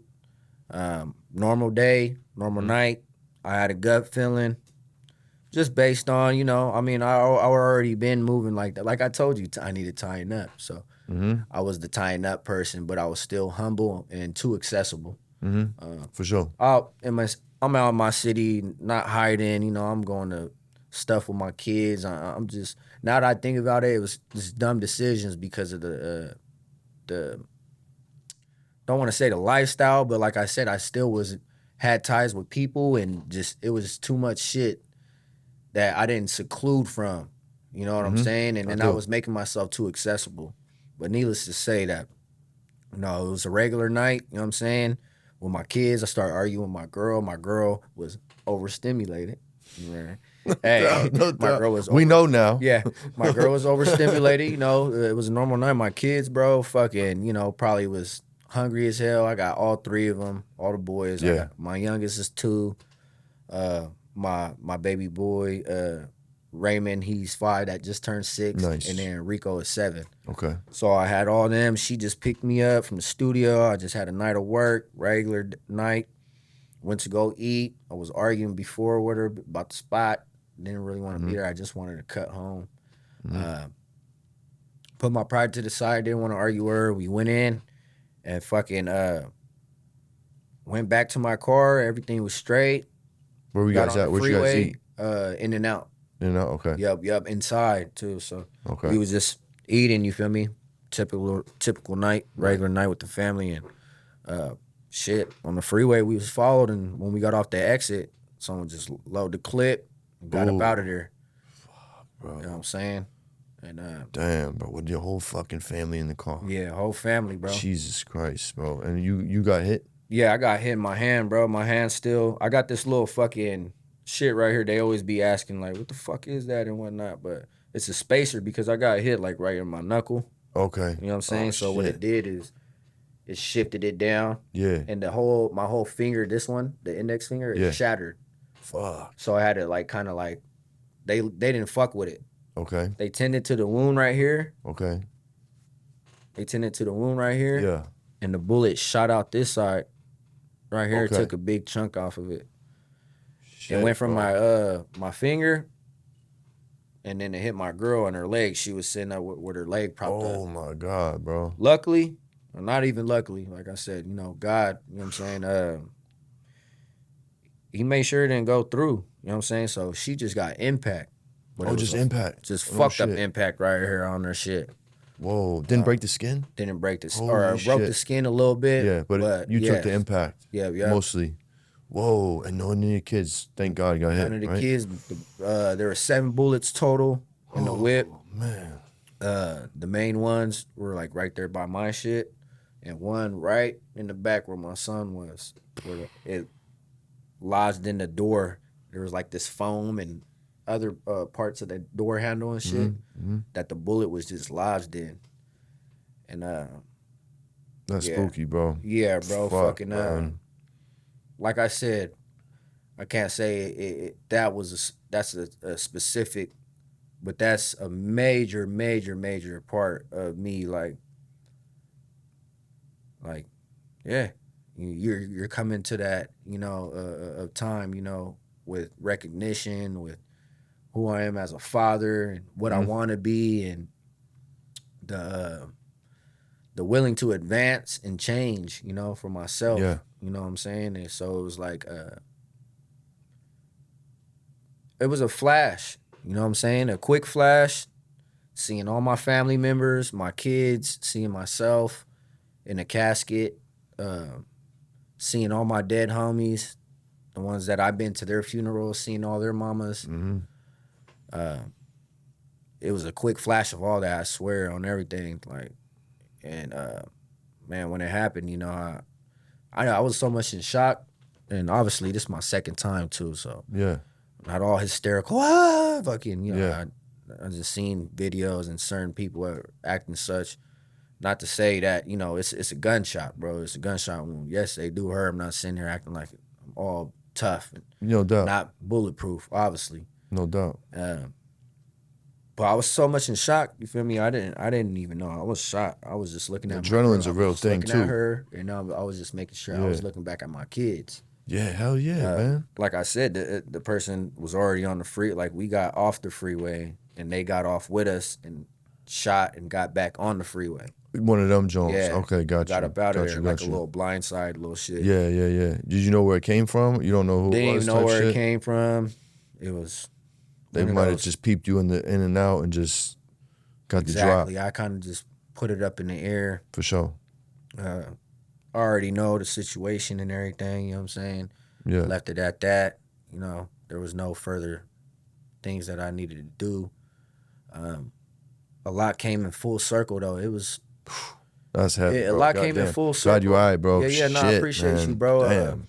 A lot came in full circle after that, man. And, you know, dealing with the after effects, you know what I'm saying? Yeah.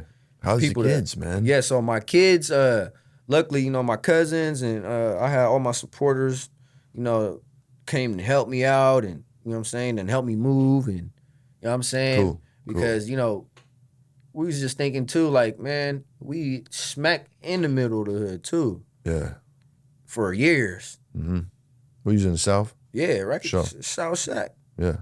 thugging. You know what I'm saying? And it's like, I was coaching and shit.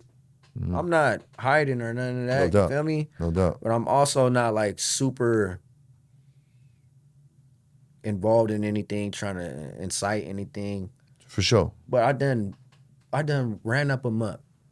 No doubt. I'm 30 now, you know what I'm saying? Of course I ran up a muck from fucking teenage to all the way until I finally had to start getting older and start making better decisions. No doubt. Start looking at the world a little bit different. And now I got to make better decisions for my kids. So it was like a no-brainer. My kids need a better education. They need a better environment. They just deserve better. You know what I'm saying? I deserve better. Put here for a reason, my friend. And you know, I'm like, I was blessed to work with all the people I was able to work with and be around. So it's like, man, you know, like, what am I doing with that? What am I doing with that? You know? And before that happened to me and my family and shit, I was actually already in that direction. Mm-hmm. You know what I'm saying? That sounds like it. Yeah, I was cutting people off. I was distancing myself. I was trying to transition to music, the whole shit. Mm-hmm.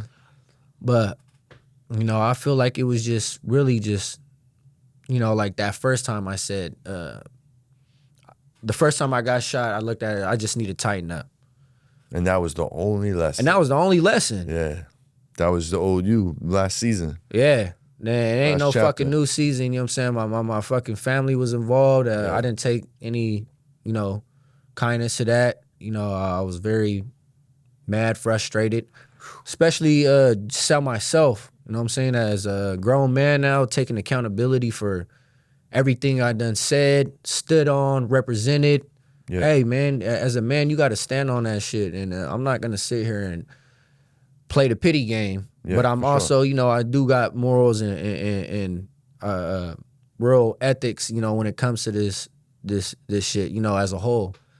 So, like, the lessons was, like, there all along. Like, bro, like, you're in the right direction, bro, but you, like, you still have at least one foot or one ear or one hand connected, or there's something connected, you feel me? Mm-hmm.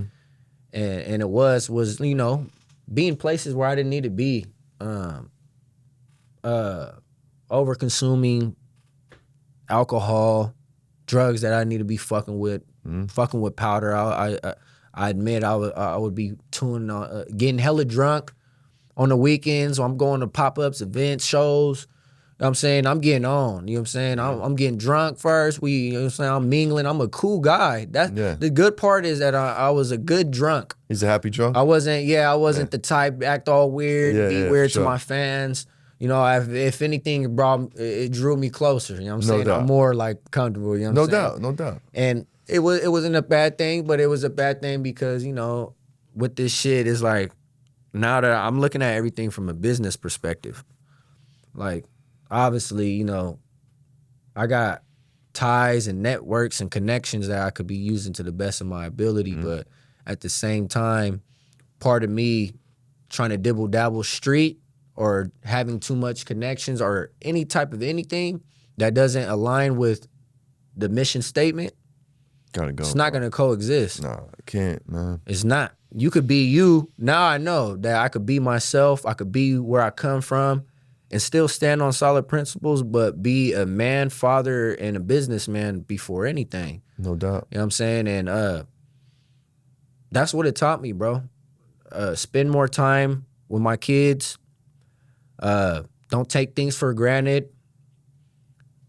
Be careful what the fuck you put out to the universe. Ooh, that's a good one. If anybody's listening, you know what I'm saying? And it's not just about, man, you know, how you treat others, but it's like how you speaking, how you're acting yourself, like, you know, your attitude. Like, I'm starting to understand that all this shit makes sense. When you wake up in the morning and shit, you have the free will to decide how you gonna start your day off. You know what I'm saying? You can instantly get up and start remembering about this one motherfucker that owed you some money.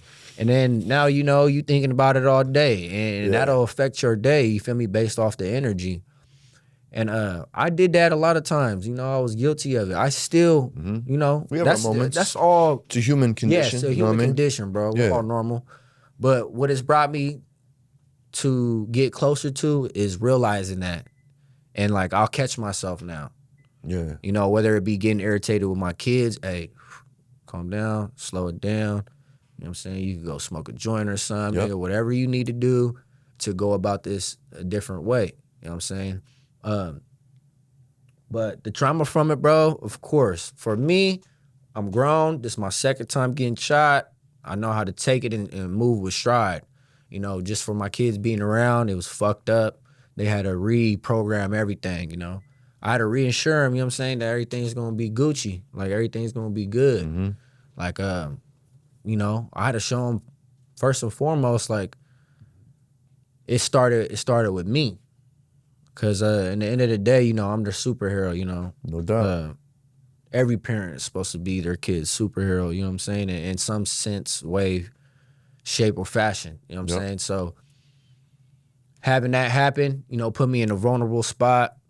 It fucked me up. It made me mad. I was hella mad because I was just like, first I wanted to blame everything and everybody, and then I was just like, man, you know what, just, even if it wasn't me, because we don't know situations, like it could be anything, you know what I'm saying? Right. Anything. You know, people talk, there's blogs and YouTube, them motherfuckers don't know what they're talking about. They just going off assumptions, or maybe they get a little info here, misconstrue it, mix it up, and Little small talk, gossip in the hood. Exactly. You know that shit go. In reality, bro, like anything can happen in situations like that, and it could be for any reason.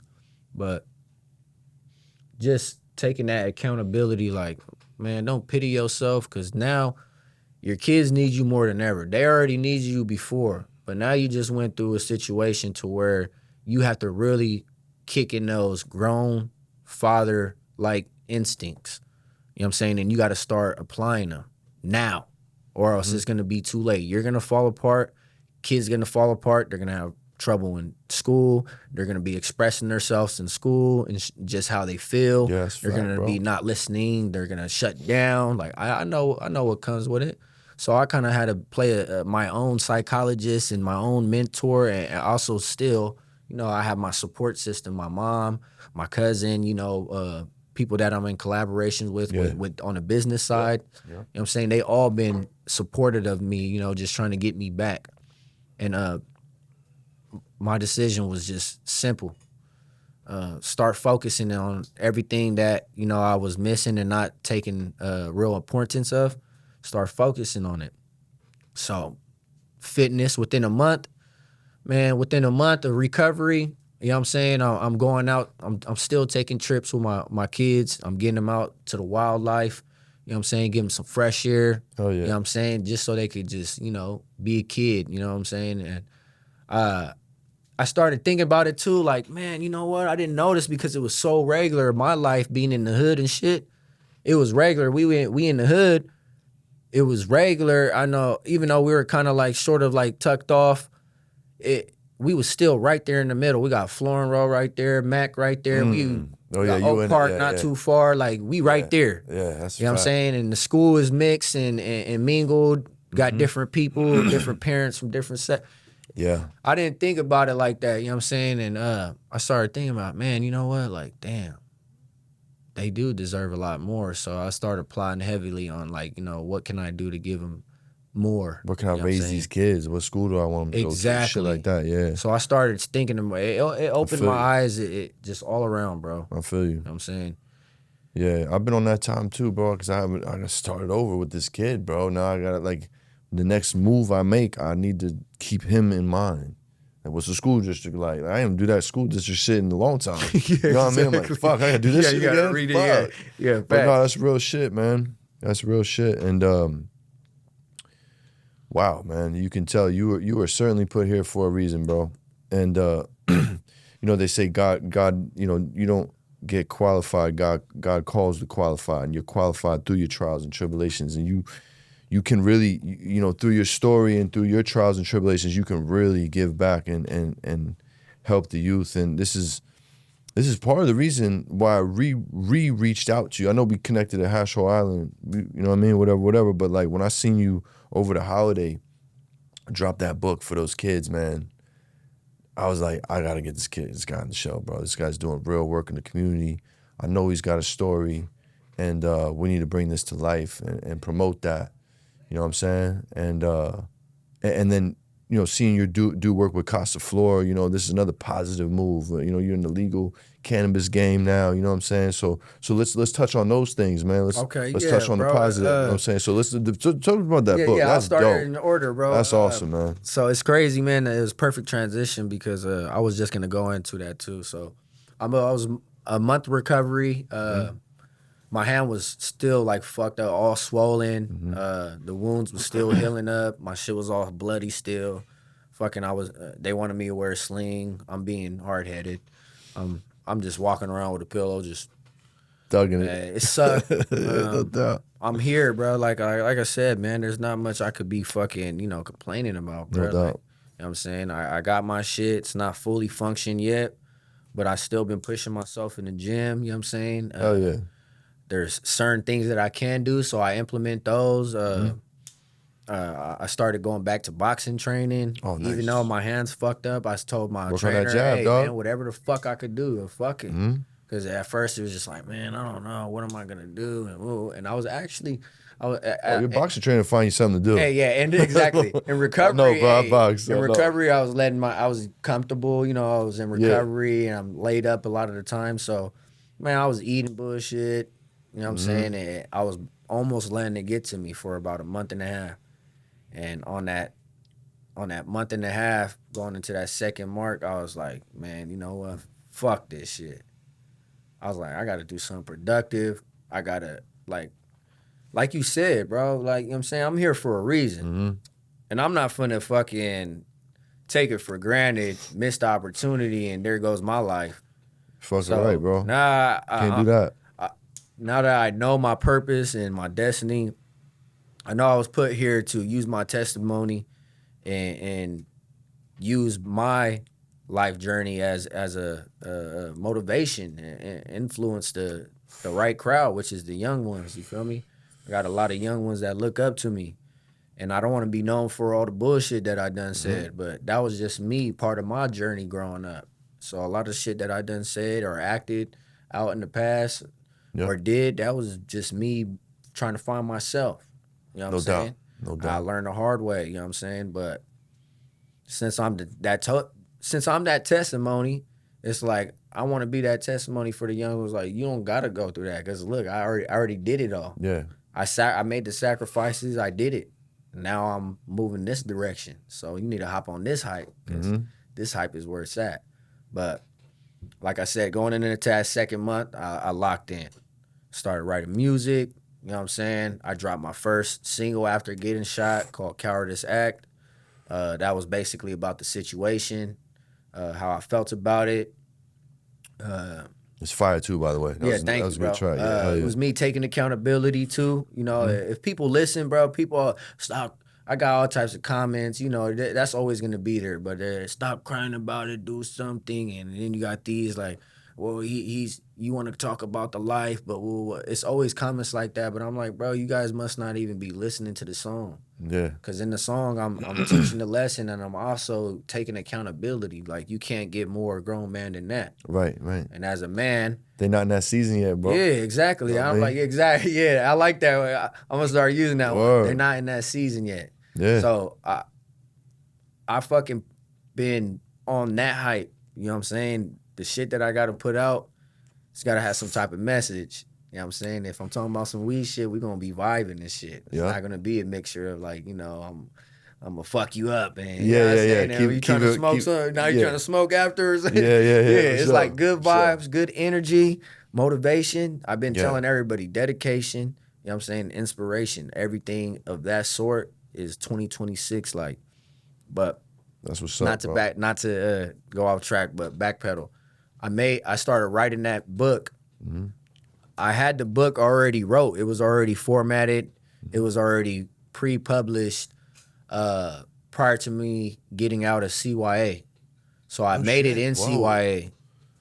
Damn. It was a nonprofit. A female came in, you know what I'm saying? And a lot of times they have sign-up sheets, you know what I'm saying, to see if you want to possibly fuck with it. You know what I'm saying? So I read it, said literature and this and that. And then the teacher brought it to my attention. And then that was kind of like my calling. Like, man, let me go see what this shit's talking about. Because I seen it, I read it. And then fucking the teacher brought it up to me because the teacher knew that I was good at my penmanship with writing and my English and writing and all that. So I think it would be good for you. Like, try it out. Plus, she's like, plus you get out of the unit. Oh, you had me at that. A lot of times back then, the YA babies, you know what I'm saying? We was signing up for all types of programs and shit just to get out the unit because a lot of times they have us on lockdown. So that was my way. Get up off the lockdown and shit, spend some time doing some other shit. Yep. So I didn't have a real interest and real heart in it when I went in there. The ladies talking, telling us about it. And I just knew that we were writing a book. I didn't know it was a children's book. So I go in there and then she's lacing us up. It's going to be a children's book. And I'm just like, really? You trying to give him a whole gangster movie, huh? Yeah, exactly. That's what I thought of. Yeah, because look, at the time I'm reading urban fiction stories. You know what I'm saying? And a lot of them come from the East Coast and shit. Yeah, word. And I was reading. What's her name? A lot of like urban fiction, like there's a name one. I know what you talking about. There's a Cartel series. Rhonda Jaquavis. I can't think right now. It's all good. I know what you're talking about. You know what I'm talking about. All the art. That's what I was. That's what I was influenced by in there because it was like reading mini movies. You know what I'm saying? Yeah, bro. Shit. You know what I'm saying? And they always want me to turn the page. But anyways, I'm thinking I'm going in there and that. She talking about children's books. So right away, I had lost interest, and I was just like, fuck it, I'm already here. So I was just going along slowly but surely. Then I just took a liking to it because she was like, you guys can write about anything. And she was like, you could tailor it to your life stories, or you could tailor about fun activities. You guys got to remember it's a children's book, so you got to kind of like use your imagination on it, and try to keep it simple too at the same time. No doubt.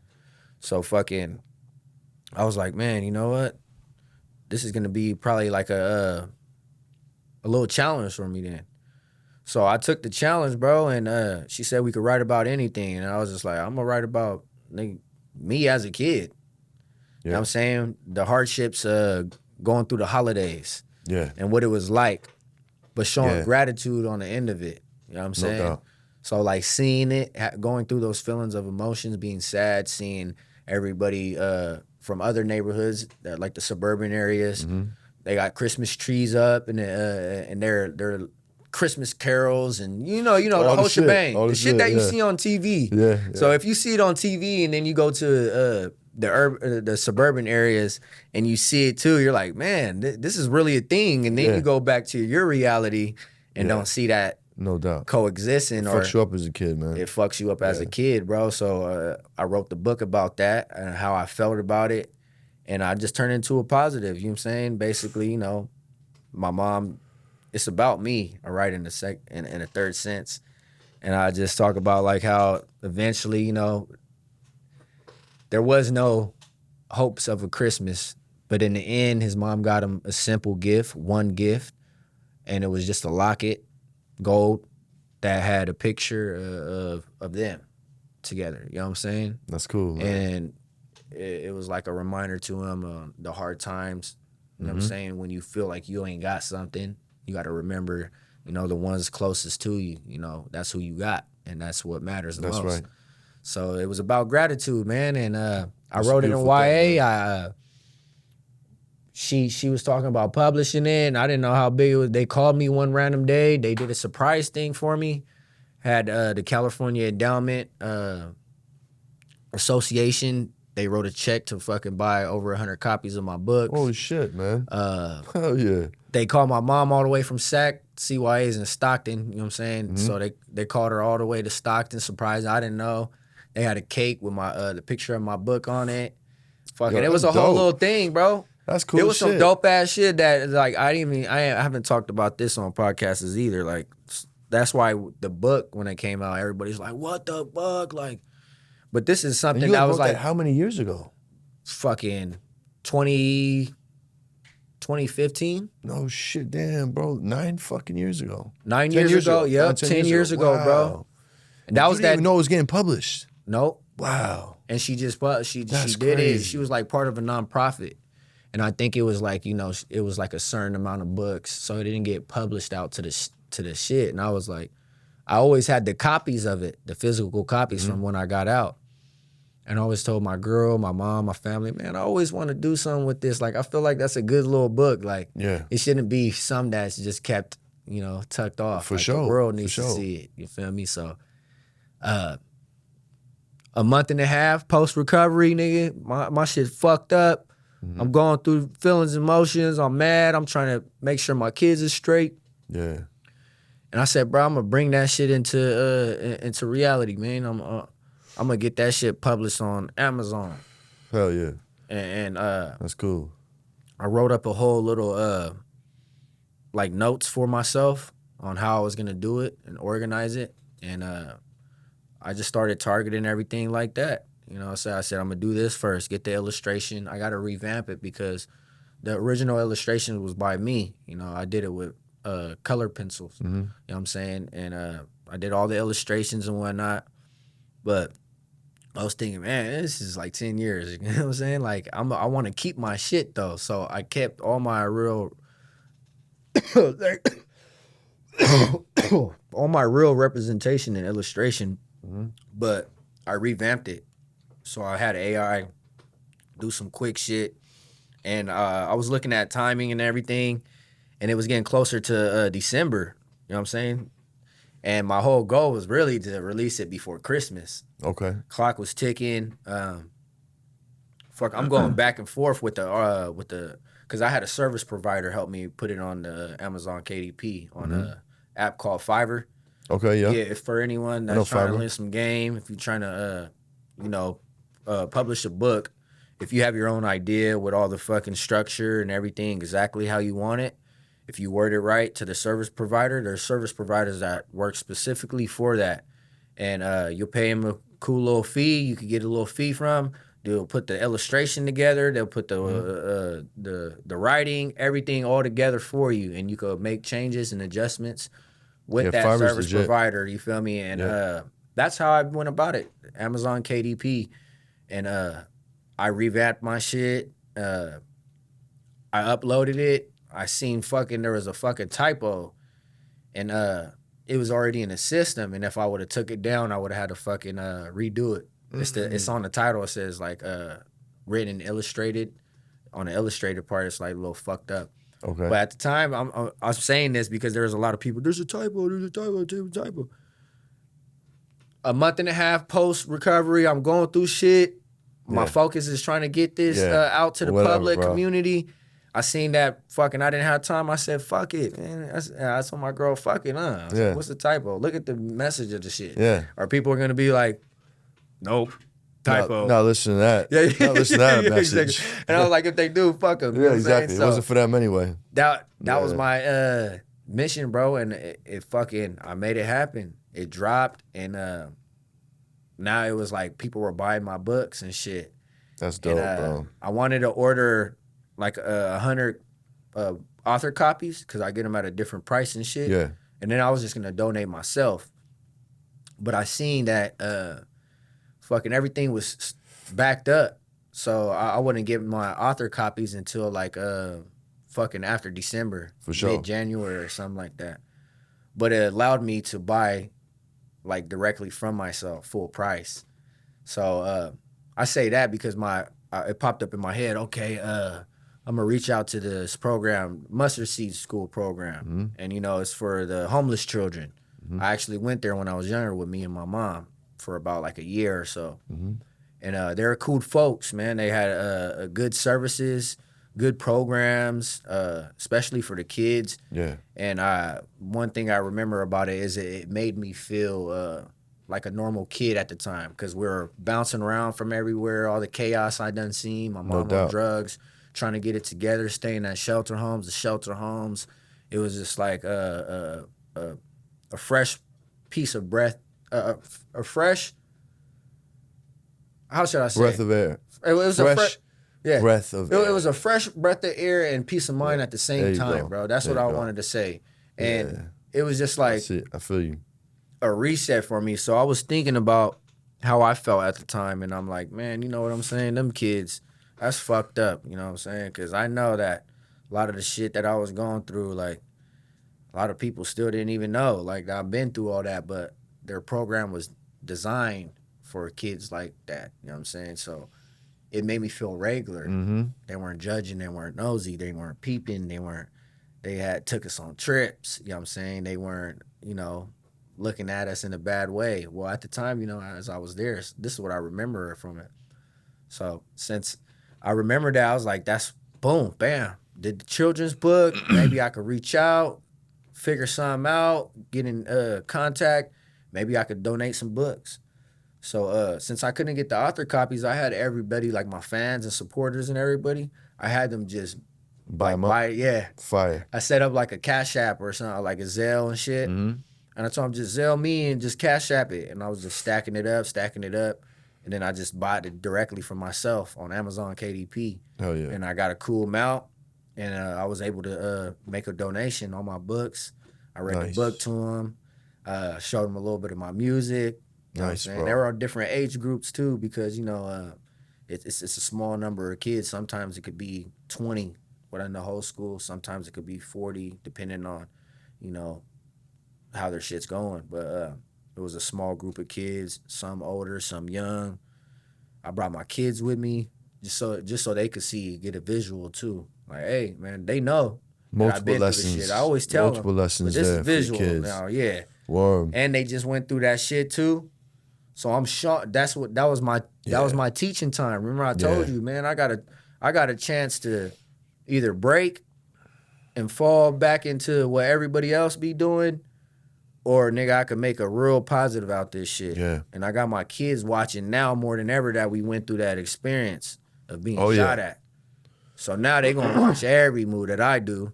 Oh yeah, that's a fact. And they're gonna want answers. So I'm like, all right, let's work fast.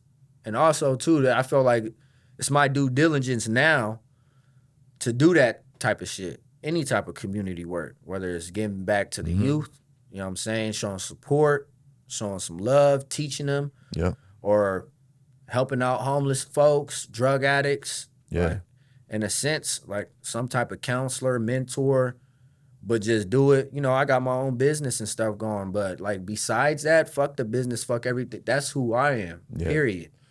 And I feel like that's your why purpose, I'm here. bro. That's my purpose, brother. That's your purpose, bro. You know, that's what I'm here for. That's important. And it's important to be purpose driven, you know what I'm saying? Like a lot of people walking around here with no purpose, all kind of money, living miserable, you know what I'm saying? Facts. Like when you got purpose, man, that's a powerful thing, bro. And you know, good news for you, my friend. You know, remember, karma does not have no expiration. It always catches up to you. You keep doing this good stuff, that's gonna catch up to you too.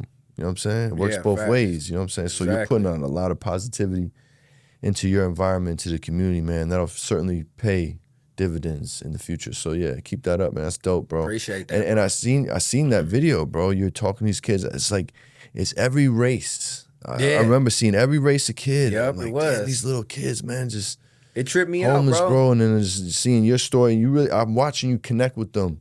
I'm like, wow, man, that's dope, bro. That's good and shit. you know, to the like, you know, shit like this, like we don't, like I said, we talked about the AI, social media, like we don't know what's real, what's genuine these days. Yeah. So I knew a lot of my shit would get overlooked, but the ones that knew me know that I was really serious about it and not just, hey, come on, little kid, come over here and take a picture. And like this is serious work.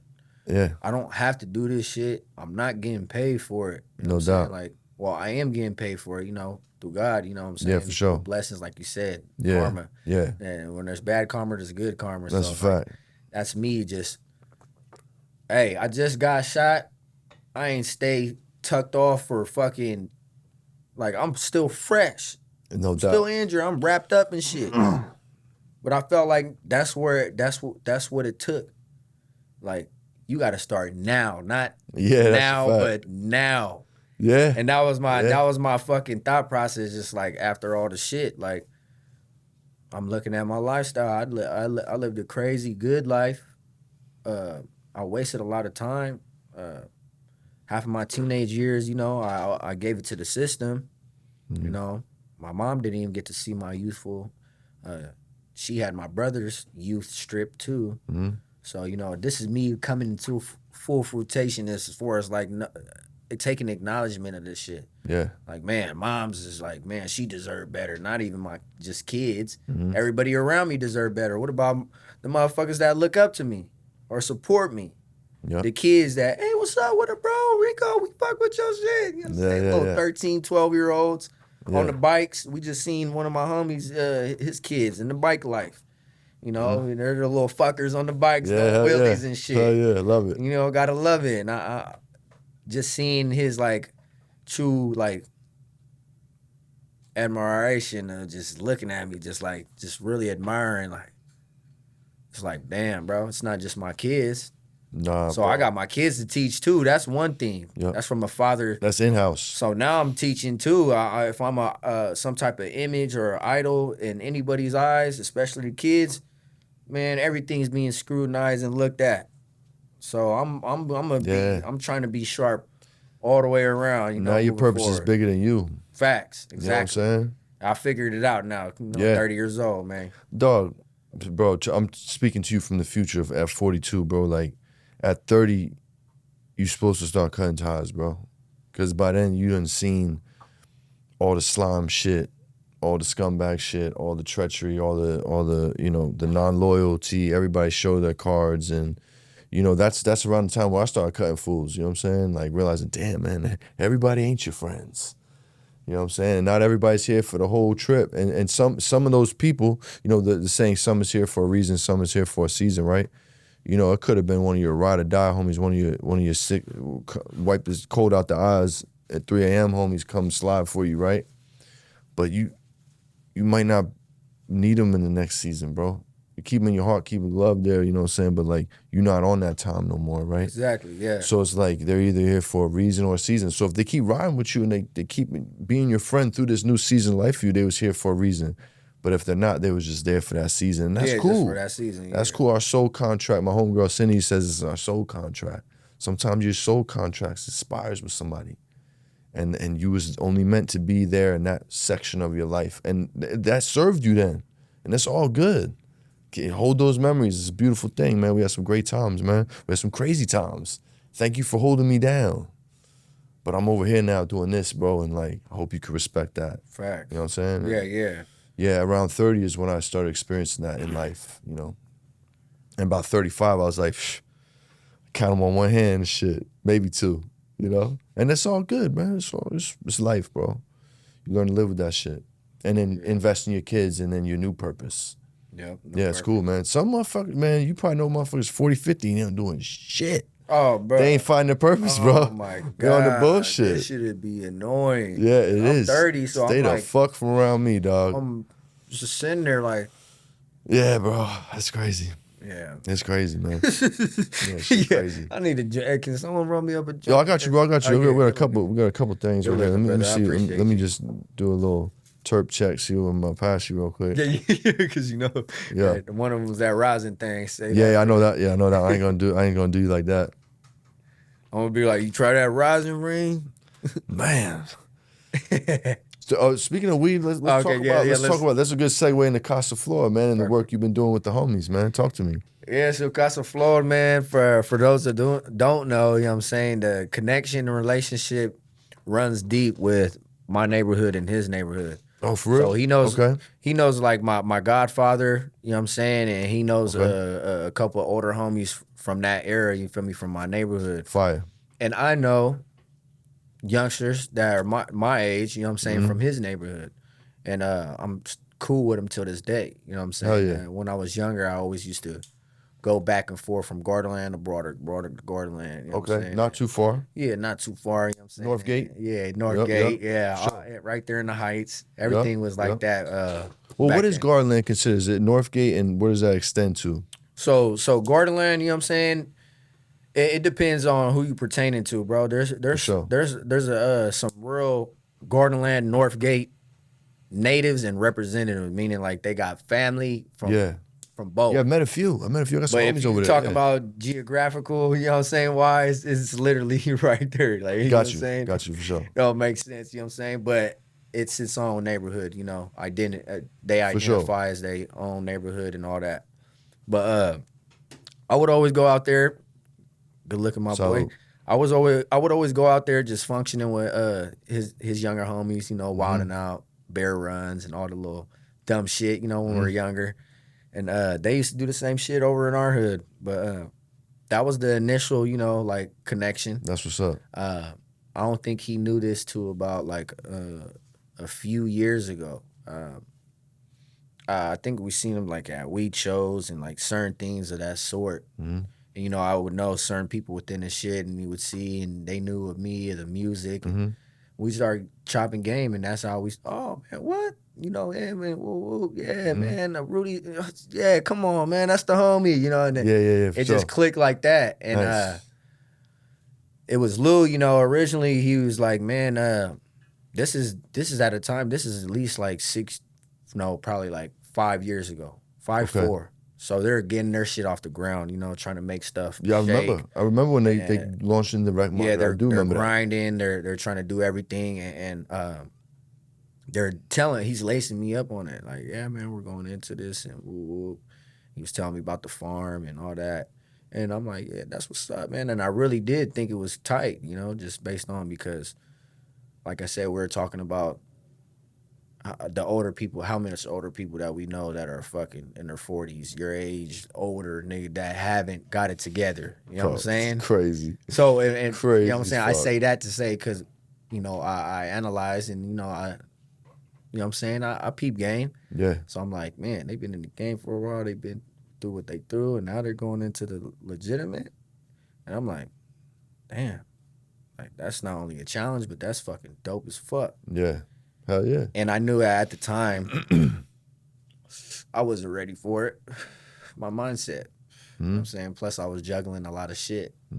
But he did make an offer. He just like, hey, nothing crazy. Like, it's something as simple as a collaboration, as far as not even on a product or anything. We didn't go as far as that. Maybe you could come by in our merch. We could shoot you some merch and we could do something. You know, you got music. We see you got your motion. Maybe we could something like that. Yeah, let's collab on something. We're gonna figure it out. Find a synergy. And we had I had to sit down with Lou, and he was like, "Let me talk to my brother, and we'll talk about some stuff." And I just told him like, "Yeah, man, I'll let you guys know, man, because I don't want to be coming into business and not fully having my heart in it, and knowing that I'm still out here wilding out or doing what I do, and then bring that to the company or the business." For sure. So they respected, nah, man, it's all good, Rico. Like, we fuck with you, man. We see you got good motion. You got a good head on your shoulders.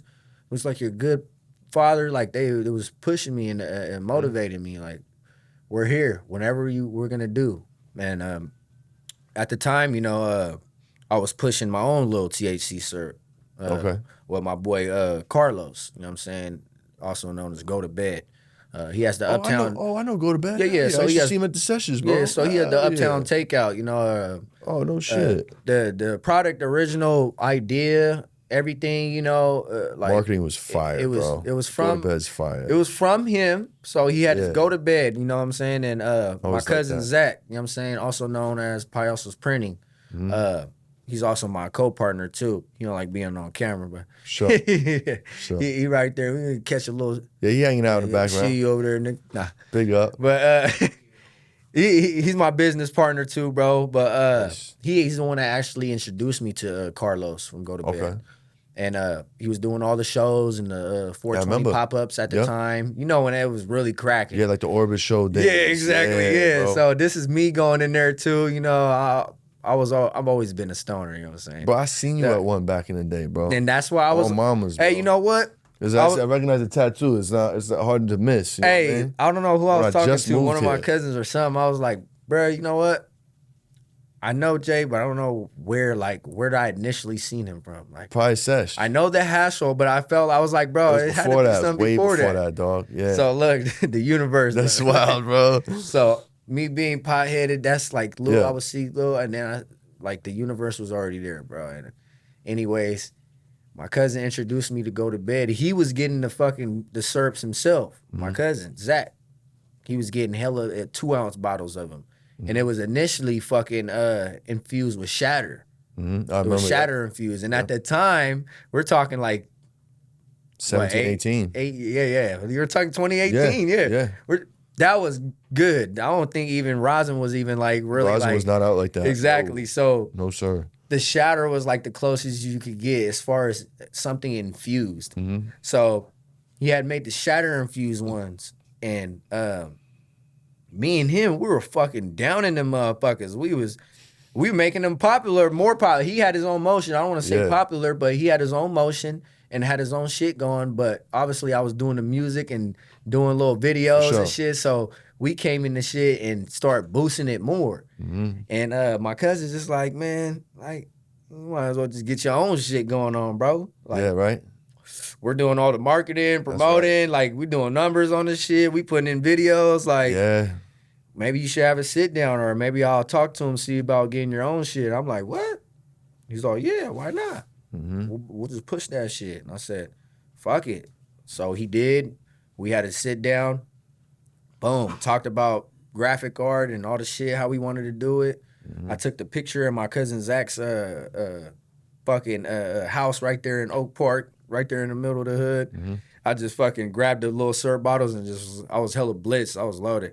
I just went like this, took a picture, we sent it to the graphic art, and everything was all organic, everything on the spot, boom. Yeah. And then we started stamping those ones. That's how I had my face like that. Okay. And I was pushing those for the longest, bro. And I was making good money, you know what I'm saying? And I think it was originally started from it being shatter infused, being that high potency, the taste and everything, and they liked a lot of the consumers, they liked it that it dropped to the bottom like real syrup, you know what I'm saying, and then was able to mix up properly. Yep. So they liked it, the feeling of it and shit. So I was catching on not only on that side, but, you know, I was making noise, you know, as an artist and shit. You know, I was making plays with like Thizzler and doing ciphers and, making my name come about more. So it was like perfect traction. That's and fire. I kind of like used my face and my brand more to push the product itself more than pushing the product over the brand. You know what I'm saying? Yeah. I brand myself. Everybody just wanted it because they had my face on it. I'm all high blitzed on it. You know what I'm saying? So that was the initial shit, bro. I was pushing hard for that for a few years. I would fall off because I would just be going super crazy. Fucking, I got to myself, I was able to get like, you know what I'm saying? To me, it was a lot. Hundreds of bottles. And that was a lot because, you feel me, I was spreading them out. You know what I'm saying? I ain't gonna lie. I was saying to my dumb ass, you know, at the time, I'm shipping these motherfuckers out. I'm thinking, it's all good. My cousin told me, hey, bro, be cool, bro. You might not want to do that. Yeah. And I was just like, nah, fuck it, bro. Fucking Washington wants it. Oregon wants it. Yeah. You know what I'm saying? So I'm flooding it, and then fucking I slowed down on that and was just like, you know, made a city with it.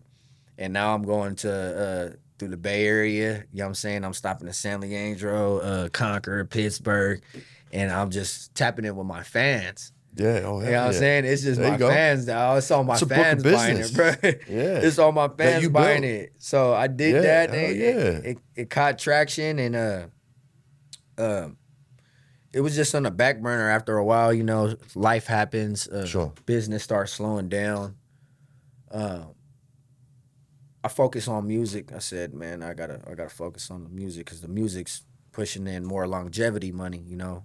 The revenue's coming in more like frequently. So I focused on the music and kind of like put that on the back burner.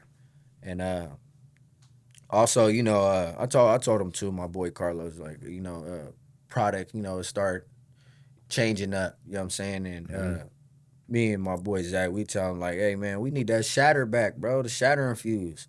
Like, you gotta remember, I'm putting my face on this motherfucker, bro. Like, I'm not only just pushing my brand out. Now I know that people will buy it just to say that, just because it's me. Right. But I'm not that type of person. I want that good quality shit. Yeah, for sure. So the product, I said, starts slowing down as far as the volume of the highness and the how should I say it? What he was using, you know what I'm saying? Mm-hmm. I don't know what he was using, but it wasn't as strong. Yeah. So that was like more of a reason I just started backing up, you know what I'm saying? But I also feel like, you know, he had his own shit going on too. He was operating his own business, food business and shit. No doubt. You know, I think he was kind of trying to juggle like the 420 still, the pop-ups, orbit and all that shit. Yeah. So I know how it gets, man. You know what I'm saying? It is what it is. It's life. But we backed up off of that after a while. And I remember like one day just like, Kasaflora, like, they've been working hard. Like, this is now me. Like, remember I had that first initial meeting with Lou. And I gave him a little insight of that, sir. We didn't talk about, like, oh, we're going to snap this. And I just said, well, shit, right now I'll be doing the serve. I'll be, you know what I'm saying? I could stamp my name on something, or, you know what I'm saying? We could push something together or something. Yeah, yeah. And that was kind of the conversation. So it came to me, I was just like, man, Kasaflora, like, now they're booming. Now they done did they shit. Like, I'm hearing about it. A lot of people within the industry are telling me, yeah, Kasaflora. I'm like, damn. Big collabs. I'm like, that's tight, bro. And I was a lot of stores. I admired it because it's like, you know, we both went our separate shit. And I said, I have to focus on my music. I'm not ready to get into the business yet. But I wish the best of you guys luck. And when the time comes, we'll get it together. So this is the time, and it's coming full-fledged. Hell yeah. You know what I'm saying? And I'm just like, I'm telling my cousin about it. I'm like, bro, what do you think, man? And he's my business partner, man. He's always been my business partner, my big bro, all the shit. You know what I'm saying? Mentor, all the shit. But this is something that he's always been like, just backing it up. Hey, whatever you fuck with, I'm going to back that up, bro. And I'm going to be standing right behind you 10 toes. Oh yeah. You know, I don't need nothing from it. I'm just on some real shit. That's what's up, man. So with this play, I told him about it, and he was like, yeah, bro, the fuck? Go crazy. He happy, just know that, you feel me? That play that I brought up, and he's just like, hell yeah, if they willing to fuck with it and you can, I would definitely do that. So I just started making the connections right away, like hitting them up. Now I'm hitting them up. Hey, I think I'm ready. Nice. They're like, well, you think you ready, or you ready, boy? You know Yeah, that's right. They There's OGs a difference. in the game. There's a difference. And they ain't playing around, and it's family owned, family based, you know what I'm saying?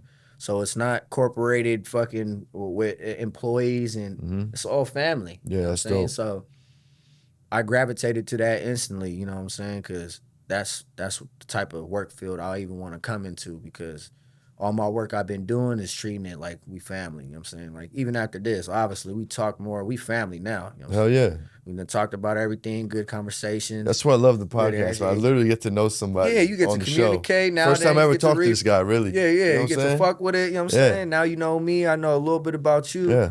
But yeah, man, I made that play, bro, and they said, yeah, bro, let's link up again and let's go over this. What exactly are we gonna do? And I told him straight up, man, it's no doubt about it in my head that we have to do tinctures, the syrup. Now I know the tinctures. Hey, he's looking at me talking on. That's how you know. Yeah, you gotta switch it up. I was saying, I was saying yeah. from the gate, syrup. Yeah, So I was, my syrups. Woo, woo. Okay, it's a tincture. Yeah. It's an edible tincture. Exactly. You know now I'm gonna switch it a little bit. Switch it. Yeah. But I was telling them, no matter what, it's tincture. Is that what you guys did? Did you guys do that? Is that what I'm looking at right here? That's what you're looking at right there, man. Shit, man. 1,000 milligrams. Hell yeah. 2 ounces. After many R&Ds of damn near killing ourselves and right. being slumped over and, you know, just tweaking the fucking ingredients. You know what I'm saying? We came into full circle. So to backtrack, yeah, I had that initial talk with Lou and them. And along the way of talking to, you know, something inside of me, I'm like, man, I can't do this shit by myself. I'm like, you know what I'm saying? I got to share this shit with someone close, you know what I'm saying, that I fuck with. Because I'm going to need help on it too. Need help on along the way. I knew it. It was too much to carry for myself. So I just told them, I was like, what do you, I know it was the initial between me and you, like us and you guys. What do you say, you know, this is my bro. Like, this is my nigga, man. My day one, the whole shit. Mm-hmm. Like, I wouldn't feel really comfortable going into it, you know, without him. So they said, man, look, this is my brother. So if that's your brother, come on, let's get it cracking. That's a beautiful thing. So hell yeah. At the time too, my boy, my cuz, he's already into, you know what I'm saying? We like, He's a stoner like me. We got the same type of interest in smoke and shit. He's more of the hustler side of it. Sure. So he get his bread and Goddamn right. that's his living, man. So that's another reason why I needed him. You know what I'm saying? Yeah. Because on that side, you know what I'm saying, I've Hell never yeah. really had the full hustler qualities, you know what I'm saying, because I just didn't have someone really there to lace me up in a proper way, or I didn't have the proper representation of it. So he was one of those representations for me. Hell yeah. And I'm like, man, I gotta have he gotta join. So they said it was good. I told them, bro, hey, they said it's good, bro. We rocking. And ever since then, we was just like, bro, we gotta be really, now we have a focus. Now we have something where we could put our energy into and you know, one of those ones, give it your all.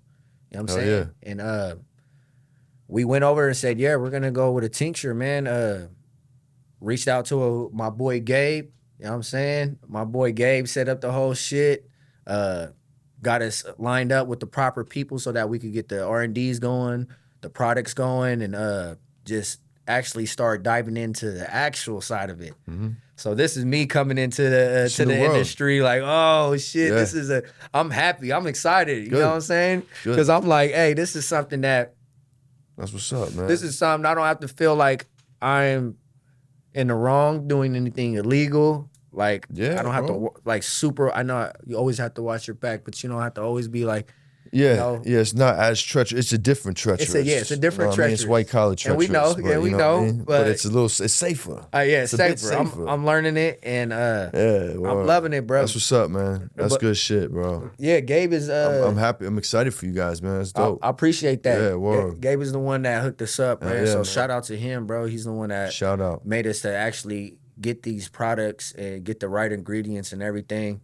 From the gate, we wanted to go off with something that had no artificial flavors. Okay, cool. So the ingredients is on the box. It's down there.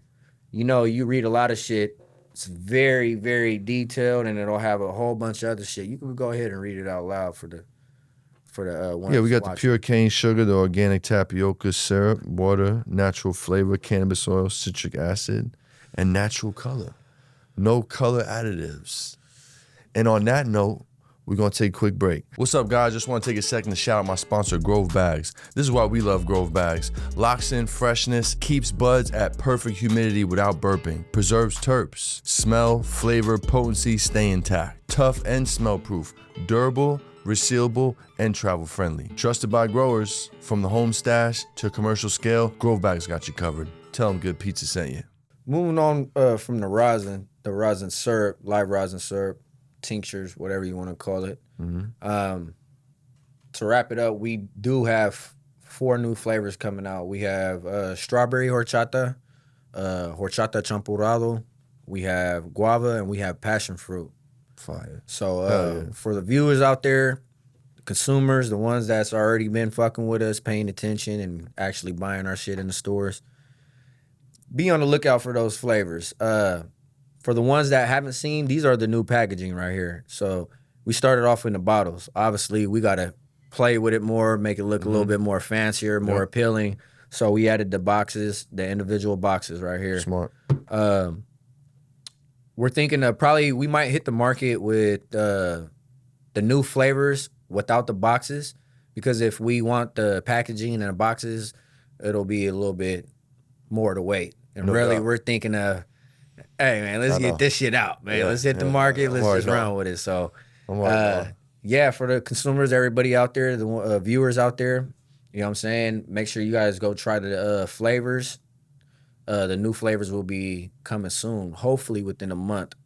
Nice. Hopefully. And where can they find them? Zen? We got Zen Garden. We got shout out Zen Garden. Connected. Connected. You already Fruit know. Ridge. Both of the Connecteds. We got Main Stage. Big up Main Stage. I'm high, so please, when you guys out. No, it's all good. It's all good. To our buyers, please forgive me. Is it safe to say wherever you could find Kasaflora, we could find this product? Yes. There we So go. we're 1 and 2. You know what I'm saying? We kind of show up as a unit.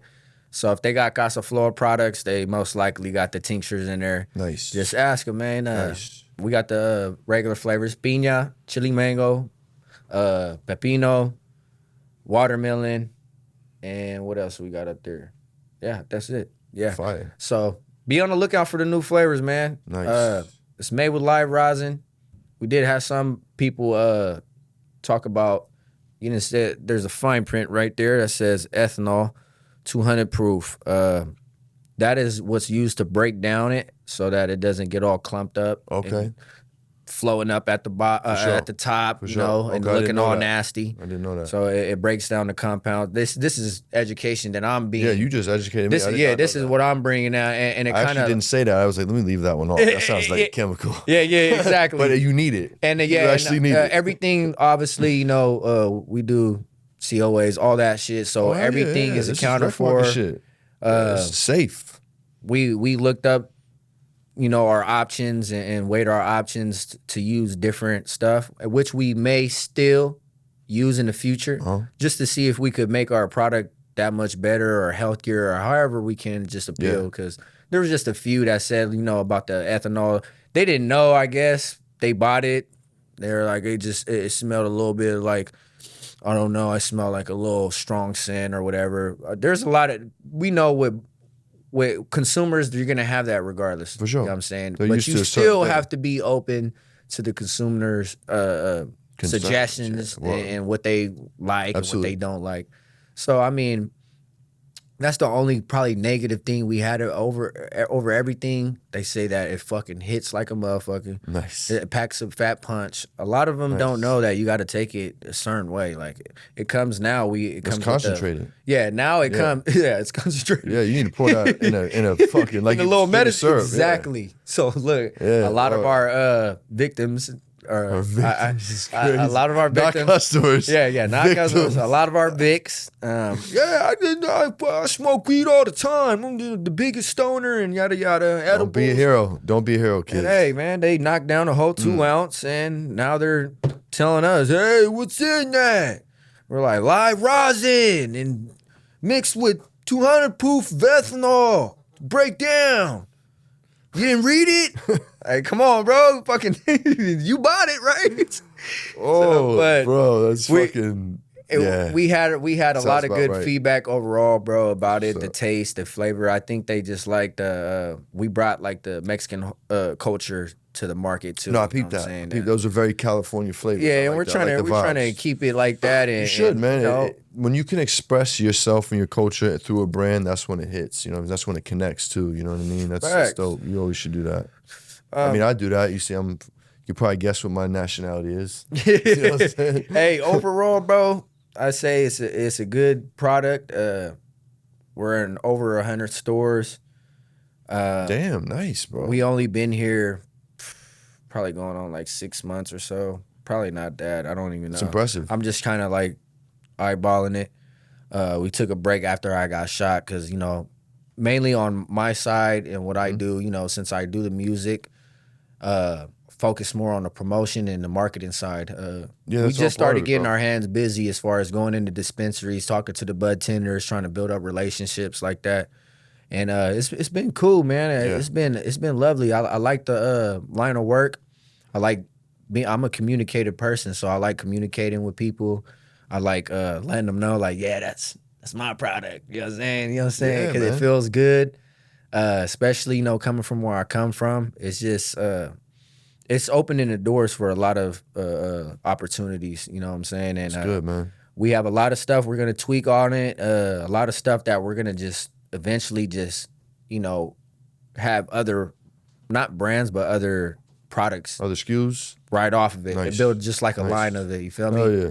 So that's where we at with the live rosin, man. That's what's up, man. If y'all ain't tried it yet, go to your local dispensary. We in Vallejo. We in the Central Valley area, Fresno, Stockton, Modesto, Frisco, Shingle Springs, you name it. We're in a lot of stores right now. I mean, we got bro, some, 100 stores is impressive. Yeah, we got some down south too, in Southern California. Yeah. I mean, 130 to be exact. I guess my 130. Yeah, hell yeah. I'm saying my business partner told me. I guess we got 130. So that's a healthy number. That's a healthy number. That's manageable. That's busy. That's a lot of busy work. You know what I'm saying? Yeah, 100 exactly. Stores, but that's a healthy number to actually make some money in the rec market, bro. That's Yeah, cool. I appreciate it, And bro. you got a product. I'm gonna point out a couple things. The benefit to the product that you're selling, it takes a whole year to expire, and it doesn't really expire. Just you have to. That's how the law is. It has to go in a year. That's the time frame. That's a long time to move a product. I'm a flower forward company, so I got fucking 3 months, or they're gonna flame me if they get an old bag of get weed. it dry you know as fuck. Yeah, bro. But that's why I use Grove bags. You know what I'm saying? Because that extends life at least 3 months, bro. We just it's like putting paws on the weed. A Grove bag. Grove bag. Grove bag. I gotta put you on the Grove bag. Hey, bro. y'all listen up. These are my savior. You know what I'm saying? They extend the life of your weed. It puts Grove the weed bags. into the perfect environment for the weed, and it keeps it between 58 and 62% humidity, right where it needs to be. You know what I'm saying? Just cure it up, put it in there. Gives it a little bit extra life, man. Yes, bro. Yes, bro. Okay, that's tight. I use the pound bags. I use the eighth bags if we bag them up. All my weed stays in Grove bags, bro. I haven't touched a turkey in probably 2 years. See, so that's tight that you said that too, because that's also something that I left out about the with the ethanol and why we use it is because of the shelf life. There you go. Yup. There you go. Because we looked up the other products, it was very, very low. You know what I'm saying? It's that means important, we would be having to have them gone. Yep. You know what I'm saying? Yep. And we ain't it to that. And it doesn't always flow like that. Exactly. Man. You got a lot of competition. Yep. You know, and every dispensary you're gonna be in isn't gonna be booming. You know what I'm saying? So you'll know your hitters. You know the ones that'll fly through. But another thing I'm gonna point out is what's cool about having rec market products like this is like the doses are real. It's not like the homebrew shit where you one bottle you don't know. Yes, really slap it might you. be like 6. One bottle be like, yo, what the fuck? what is it? Where's it at though? You know what I'm saying? Yeah. So it's more accurate. Which is important when you're doing edibles. Yes, it's very important, bro. Like I've been on full education mode. Like I told you, bro. I'm new to this. Not new into the world itself, because I told you, being a stoner, little kid, smoking weed since a little kid, it was already there. You know what I'm saying? But now on the business side, now we're talking about different lingo. We're talking about different terminology. Yeah. So it's like it's different for me. But I've been keeping my mouth shut, listening, trying to pay attention as much as possible, and just learning the different words and vocabulary of this shit. And I see it's like really it's just, bro, that's what we're here it's for, just man. substitute. Tune So into I the Good appreciate it. PizzZa Yeah, Podcast, man. yeah, that's my boy. Hey, Just that's run what through I'm the saying. episodes, man. And There's a lot of information by a lot of people that have been doing this. This is their life's work, Facts. And that's also what I've been doing too. I've been looking at podcasts. I've also been reaching out. Because look, you got to understand, I'm a musician, I'm an artist at first. I built up that legacy with that. But what I realized, coming into it, it gives me some type of credentials, but it doesn't back up that business part of it. So I'm still I'm still a newcomer into this. Sure. So I'm trying to reach out too. So like even, I've been looking at your whatever you need, man. I'm an open book, man. Hell yeah, you let me, Whatever and then in return too, like, cause I know you interviewed a bunch of people on here that I got knowledge from and I didn't know nothing about. Oh hell yeah! If you're able to make that connection. Oh yeah, anybody you see on the show, I can connect you with. Yeah, easily. I got you for life, bro. Like I said, bro. Like anything you need from me too on the music side. I do the music side. Hell yeah! I know the I might business reach side out for a favor to get somebody on the show. Yeah, no, exactly. It's one hand wash the other, both hand wash the face. Facts. You know what I'm saying? I like that, man. Yeah. So yeah, man. Moving on to the next product. Yeah, what else we got up here? We got the Rosin, man. The shit. new collaboration mix, man. Let's go. We got Special G times White Thorn Rose. Oh, shout out to my boy Johnny Casale over at Huckleberry Hill Farms. My long lost Kujin. We got the same last name. For us. Crazy, off by one letter at the end. Right, but yeah. Casale, you know what I'm same saying? difference. And I'm like, I've been knowing about him since before I moved out here, just because of that, And that's dope to see this made its way back here. Yeah, it's in full circle too, man. Let's talk about it. Let's take a dab off this. You dab? Yeah. All right, yeah. Let's smoke. So let's hit this Dr. Dabber switch too. This thing's badass. This is a live R&D, yo. Live R&D. You guys ain't seen this shit before. We're R&D. gonna be the first one. I know you guys smoking on here. I see a bunch of people smoke. Goddamn right. But I was like, I ain't really seen nobody come with the products. We some smoking ass fools, bro. All right. I'm gonna lace you up first. All right. So the trip about this one is it was my first time on the farm last year before I got shot and whatnot. Okay. They invited us to do some pheno hunts. And Nice. That's they're exciting. like, I think it would be cool if you guys got up here. And I told my cousin, I was like, what you think, bro? He's like, what I think? Man, we there. Hell yeah. You know, I want to see some big ass plants. I'm like, yep. That's right. Man, we went out there, beautiful. Beautiful. Like that, I think. I gotta go check out their farm. Their farm is beautiful. I got a whole new respect. respect for them after that because of just the tidiness and the neatness of everything. Yeah. Because I know how it could get with grows, you know what I'm saying? And I know that it takes a lot of like dedication and structure to actually Absolutely. obtain your shit and have your shit up to par. So I'm looking at them, I'm like, man, they're just a small family, you know, they got Ma Dukes on the business side. Yo, like, oh shit. I love everything about that when I see Mom Dukes out there. That's honestly what initially attracted me. That's the switch too, ladies and gentlemen. That motherfucker rips, boy. Yes, sir. Oh my God. Yep. It tastes just how it fucking smells. It sure does. This damn near the closest you'll come to a real dab out of an E-ray. You know what I'm saying? I should have warned you about that.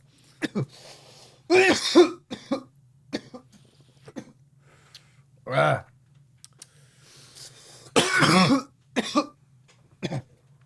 Ah.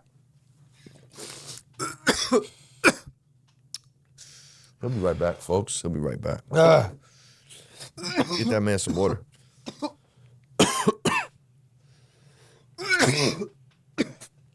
Ah.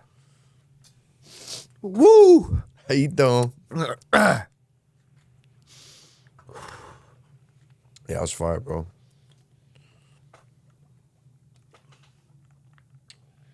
Didn't expect that from an E-ray. You know what I'm saying? That this thing was definitely designed. This thing was definitely designed. And that's why I was hitting it hella hard. Yeah, I was like, oh, my boy going in. And then I was looking at you like, I must be hitting it like I'm supposed to. Nah, you know what? I don't know how you get down, so I was just letting you do your thing. Man, it got hot. Woo! If the dab don't make you hot, then you ain't hit a good dab. Goddamn right. You don't want a hot dab, but you want to get hot after the dab. We try that other one too. We try the Skittles mix. So yeah, the other is the Skittles mix. A lot of That's got my name. a lot of all the over candy. Oh my God, super candy. It's more smooth and tasty. The other one, that White Thorn, had that super potent White Thorn She's taste. got a little kick to it. But it got the kick, exactly. You know what I'm saying? All right. And I don't know what you guys crossed that with. I don't know what is the initials on Yeah, the there? Special G. The Special G. What is Special G? So It's one of their strains? One of Special the G Kasaflora is strain? something that they come with. Now, when I Sure. told them too, it was kind of like didn't want to say the cross because I Oh, asked. so I respect that. I definitely respect that. So I asked, he was like, "Oh, just tell him Special G cross with White Thorn Rose." Say less. And I'm like, "Say less." So crazy thing about the White Thorn Rose one is, we were doing the what is it? Like I said, I'm new to this, but Hash holes? trim the buds right off the plant, put it in the jar with the water. Oh, do a and- shake test. Yeah. Shake test to see if it dumps. Yeah, See, so- see if you're going to get So that was my first time seeing that live and shit. And I a was just good like, yield. yeah, I was just sitting Yeah. there peeping game and Isn't that shit. crazy? Yeah, so I'm bloated. First, it started with the phenom. Go out there, they hand me my clipboard and shit. And they're like, just pick the ones that stand out the most to you type shit. Okay. And I'm like, damn, like, already? Like, we just showed up and shit. Like, I'm high as hell. Uh-huh. And I'm like, nigga, you know weed, man. Shut up. Like, go out there and just be a real weedologist, man. So You know what I'm saying? I went out there, hey, we critic every fucking plant, every bud, and we picked this one. And it was a White Thorn cross. And I read it down and shit. I was like, man, I think this one, and I gave it the rate and everything, and bud yield and everything. And at the end, my cousin was the one shaking it up. Zach, he's shaking the fuck out of that motherfucking thing. That motherfucker got all the way to the bottom, caked up. That's what you want to see. That's then you know it's worth washing. It was you know the what I'm saying? hit. Yeah. It was the Probably hit yielded one. pretty good. So I believe, if I'm not mistaken, Definitely a hash strain. That's what that is right there. That first one. Yeah, that white thorn's fire, bro. But yo, this I ain't gonna lie, this Skittles, I just put the temperature down a little bit too. This is I think. Hey, he did me. I see what he did now. No. I see what he I'm did. still trying to learn this fucker. He said I put it down now. Dog, because I was trying to figure out what I didn't want to go too high, but I didn't want to go too low. This was a safe temperature. I'm still recollecting my lungs from the last one. Yeah, sorry about that, bro. Nah, that was good, not intentional, brother. I just asked him for a dab as soon as you came in here, so I got my dab. So since we're talking flavors, before we get out of here, I gotta get your top 3 strains of all time. All right, so we're gonna go one old school, one new school, and a desert island strain you stuck on the island with for the rest of your life. Damn. That was tough. That's fucking crazy. You said old school, man. So what old school? OG. OG, another one for the OGs. Any OG, like real OG. The closest you could get to the original that you could get, because not everyone has that. Yeah, real and it's not especially in now. because a lot of candy is in. You feel me? Yeah, for sure. But like I said, I'm an old soul, bro. I like the original shit. I remember the Afghan Goos, the GG4s, the Gorilla Glues, and all that shit. All the gases. All gases. Yeah. You know what I'm saying? Gas, where you hit it and you're just right away. Yeah. Hell yeah. That's what was my interest. You know what I'm saying? For sure. So, like, it's hard to say, you feel me? Like, now, that, of course, like, the gelatos, gelato 33s, Gary Payton's, shit like that. It's a lot. The Cooks came into play. So, it's the Cooks definitely made a wave. So we're going, for the old school, we're going OG. OG for what sure. you taking to the island? And you can double up if you need to. You can bring OG if you want. I could bring OG and something else. Whatever. It's you on the island, bro. You better pick something good. Damn. Hey, I'm gonna light that up. I'm gonna light that thing up. Let you know. Oh, yeah. I'm taking OG and some type of candy. You know what? You know what? Brother. Oh, wait, you said only one? I thought you said I could double up. No. If you wanna say OG, like do the same answer, you could double up. But you can only, you know what I'm saying? You could say old school OG, old school island. Oh, wait, but you said the 3. I mean, excuse me, OG, you could go the OG, middle edition, right? And then present? So that's old school. Desert island, you gotta pick a strain to go to the island. It's the only strain you can smoke for the rest of your life. And it's something new you fucking with. Damn. If I said OG originally, I ain't gonna lie. A lot of people take OG to that. What I haven't tried though. It's the best batch you ever had. You taking that to the island. Fill in the blank. I'd probably say that blue caviar that I tried from Burn. That blueberry caviar is crazy. It was super It's one of my new potent, bro. It was super potent, nigga. I was just like, bro, he gave me a little bit I have of it. some of that. Like Crazy. probably like a half or a quarter or whatever of it, a hella different tree. Uh-huh. And that one, I fucking kept, nigga, to the nitty gritty.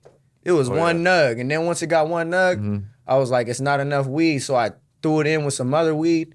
It still tastes like that blueberry caviar. Yeah. It's hella bad. That's probably the most blueberry strain since blueberry. Exactly. Yeah. That's what had me Shout out to tripping. I was like Ridgeline shocked. Knocked that one out the park. And now they're crossing shit with that. It's gonna be crazy. Exactly. That's gonna be a whole new line. And I of believe, flavor. if I'm not mistaken, I think our team too, Kasaflora, they got something with the blue. Yeah, you guys just told me that. Yeah. This is nice, by the way. Oh yeah, so that's Yeah, perfect. what we smoking on? So that's What am I perfect smoking on? transition, right? This is blended with rosin. Flour blended with rosin. Flour blended with rosin is blended a certain way, basically Okay. by hand. You can have Tastes good. You can have It's not gloves. super hashy. They know that it's premium crafted, bro. So everything that we do Hell yeah. is done to a critic. He said, bro, he act like Look, the thing is, look, That's fine. he making it seem like it's a 0.6 rosin. It's a secret or something, but really, it says it on there. It's infused, bro. So Yeah. you do the math. No, you I can like infuse it infused. however you want to infuse it, but the way we infuse it is down to a T to where it blends in perfectly with the weed. So And it's no clogs, It's not getting clogged. no running, and we call them rosin rings because the rosin builds up. Yeah, quick. This You know what shit's I'm saying? sweating already. So it starts sweating. Yeah. You feel me? And Sometimes I like blended better than hash holes, bro, because sometimes the hash holes, it's too much. It gets too spicy. And exactly starts tasting like shit halfway through. So look, it was my cousin that, this nigga's a pothead, bro. So this motherfucker be just experimenting. He doing all types of crazy ass shit. We had hash holes. We put a hash hole inside of a hash hole one time. Yeah, that's right. Like where you just pothead like, what? shit. Yeah, pothead shit, bro. bro. You know, we was young doing dumb shit. But now we older and we got we got the fucking fundamentals now to fucking really put our brain to the test. So he's sitting there working in the lab one night. And I'm just like, man, bro, he made this little shotgun premium fucking rosin hash hole fucking, I don't know what the fuck it was, but I was just like, bro, you gotta do those. And he was just like, hell yeah, man, maybe we should, you feel me? We should talk to Lou and Sal about it, see if we could get it to the team. And then he's like, fucking with it again one day, and then he rolled up one of them. And it was blowing like a motherfucker. And I was like, bro, what is it? He didn't really tell me. I don't think so. Like, I tasted the wax. Yeah. And I don't see no you feel me? No hole for a hash hole. So I'm like, bro, what the fuck type of weed is this? He was like, that's just the rosin. That's the rosin ring. You know what I'm saying? On some fluke shit. So we was just like, hey, man, we might have to run with that. Because based on, too, I mean, it's innovative, bro. I mean, shit. My cousin knows coming into anything, you got to be innovative. And even for production, like, you don't have to worry about hitting a bullseye every time. Because if you're going in production with hash holes, they all got to be perfect because they cannot burn. And you just wasted your money. Facts. Like, and then we think about shelf more life, of a too. Guarantee. That, too. Yep. That, too. You know what I'm saying? So it's like we thought about all this and we took it into acknowledgement. We passed out a lot of samples, tried them. We rolled one big ass rosin ring. Fucking, it was for my birthday. It was hella fat. It was like this big. Damn. Fucking, and we was just on some normal kicking shit with my cousins, and fucking that shit was blowing like a motherfucker. That's what's up, man. And that's what brought us even more to it. Like, bro, look, it even burns hella good in a big ass fucking paper. You know what I'm saying? And we had hella complications because we tried to roll hella fucking different big ass hash holes for 420 on Easter and shit. Hell yeah. And it was failure every time. Yeah, the big hash holes, there's definitely a ratio where it just stops working. Like, you can't pull it. Look, we be going like this. Yeah. You turn it down, you feel me? You can see all that shit sweating. Definitely sweating. And it burns cool, right? You just, that shit's cool. I know that shit got you. And I'm thinking to myself, I'm like, I am not about to smoke Hey, this. he passed. He said, Yeah, here you go, pal. I know I said I smoke by myself, but hey, today's a new day. But hey, so check this out. My guest before here always leaves a question for the next guest, okay? And then you're gonna leave a question for the next guest after you. where? So this question is, if the devil gave you a tray of clones, would you keep them? The devil gave me a tray. Not of my clones. question. Yeah. If the devil gave me a tray of clones, Would you keep them? would I keep them? Well, the first thing is first, I ain't accepting nothing from the devil or any type of evil entity, spirit, And with that, of that sort. with that answer. So it would never really fully come into my possession. Now, if you're talking about if it was like dropped off to me, like where it was trying to, I would just keep walking by that motherfucker every day because I know that it was dropped off by an evil entity.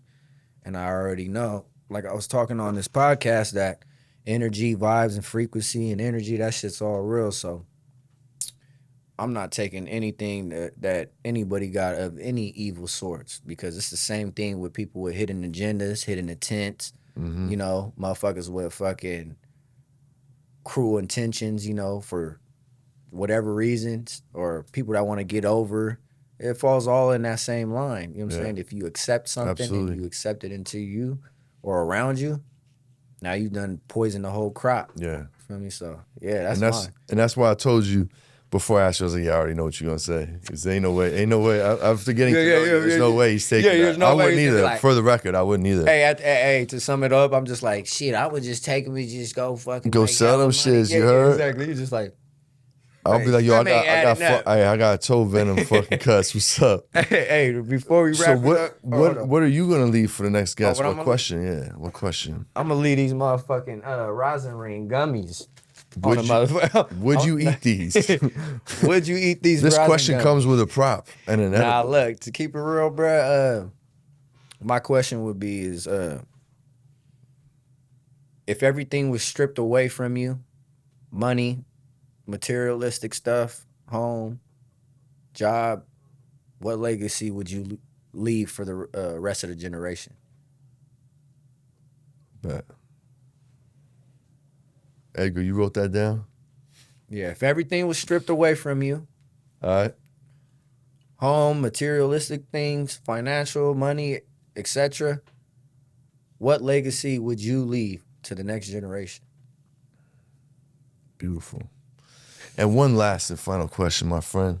Before we dip up out of here, man, if you could go back to the young you, the day before you hopped off the porch and jumped in the game, what advice would you tell you? Slow your thought process down. Everything's gonna be all right. Have faith. Hold on to your hope. Don't be easy influenced by people around you. Notice when people actually got love for you compared to having love for you. You know what I'm saying? Oh, yeah. Just knowing the distinction between the two and just letting them know, like, you're going to be great. You know, you're going to be somebody. You're not what your environment is, what you're seeing around. This is temporary. That's what I would say. You know what I'm saying? Rico too Smoove, ladies and gentlemen. It's been a pleasure. Oh, boy. Hell yeah. Where can the people find you if you want to be found? Let them know right here, bro. You could catch me up on Instagram at official_Rico2Smoove. You could catch my people Kasaflora at Kasaflora Family on Instagram. You could catch my boy Zach Piosos Printing. You could catch our business page, Octane Exotics. That's the brand right there. That's what we pushing from the gate. We're in collaborations with Kasaflora. Any updates, questions, concerns, you could hit us up on there. We ain't weird about anything. We'll reply back as soon as possible. Before we leave it off, we got these gummies coming soon. These are also based off of our tinctures. You know what I'm saying? Like I told you, we're trying to build a line. So since we're building the line, we're gonna go with these Rosin rings gummies. You know what I'm saying? And these are 10 milligrams. All the same flavors that we got right there. You know what I'm saying? Fire. And Hell yeah. yeah, that's pretty much it, bro. Well, I appreciate you for All letting me good, do brother. my thing, man. You already know, man. Rico too Smoove, Octane Exotics, Good PizzZa Podcast. You already know. Thank you for everybody that subscribed to the YouTube. If you haven't yet, please subscribe to the YouTube. Everybody that subscribed to the Patreon, we appreciate y'all. Thanks to all our sponsors. We couldn't do this without y'all. We'll see y'all soon, man. Peace, love, good pizza. We up out of here.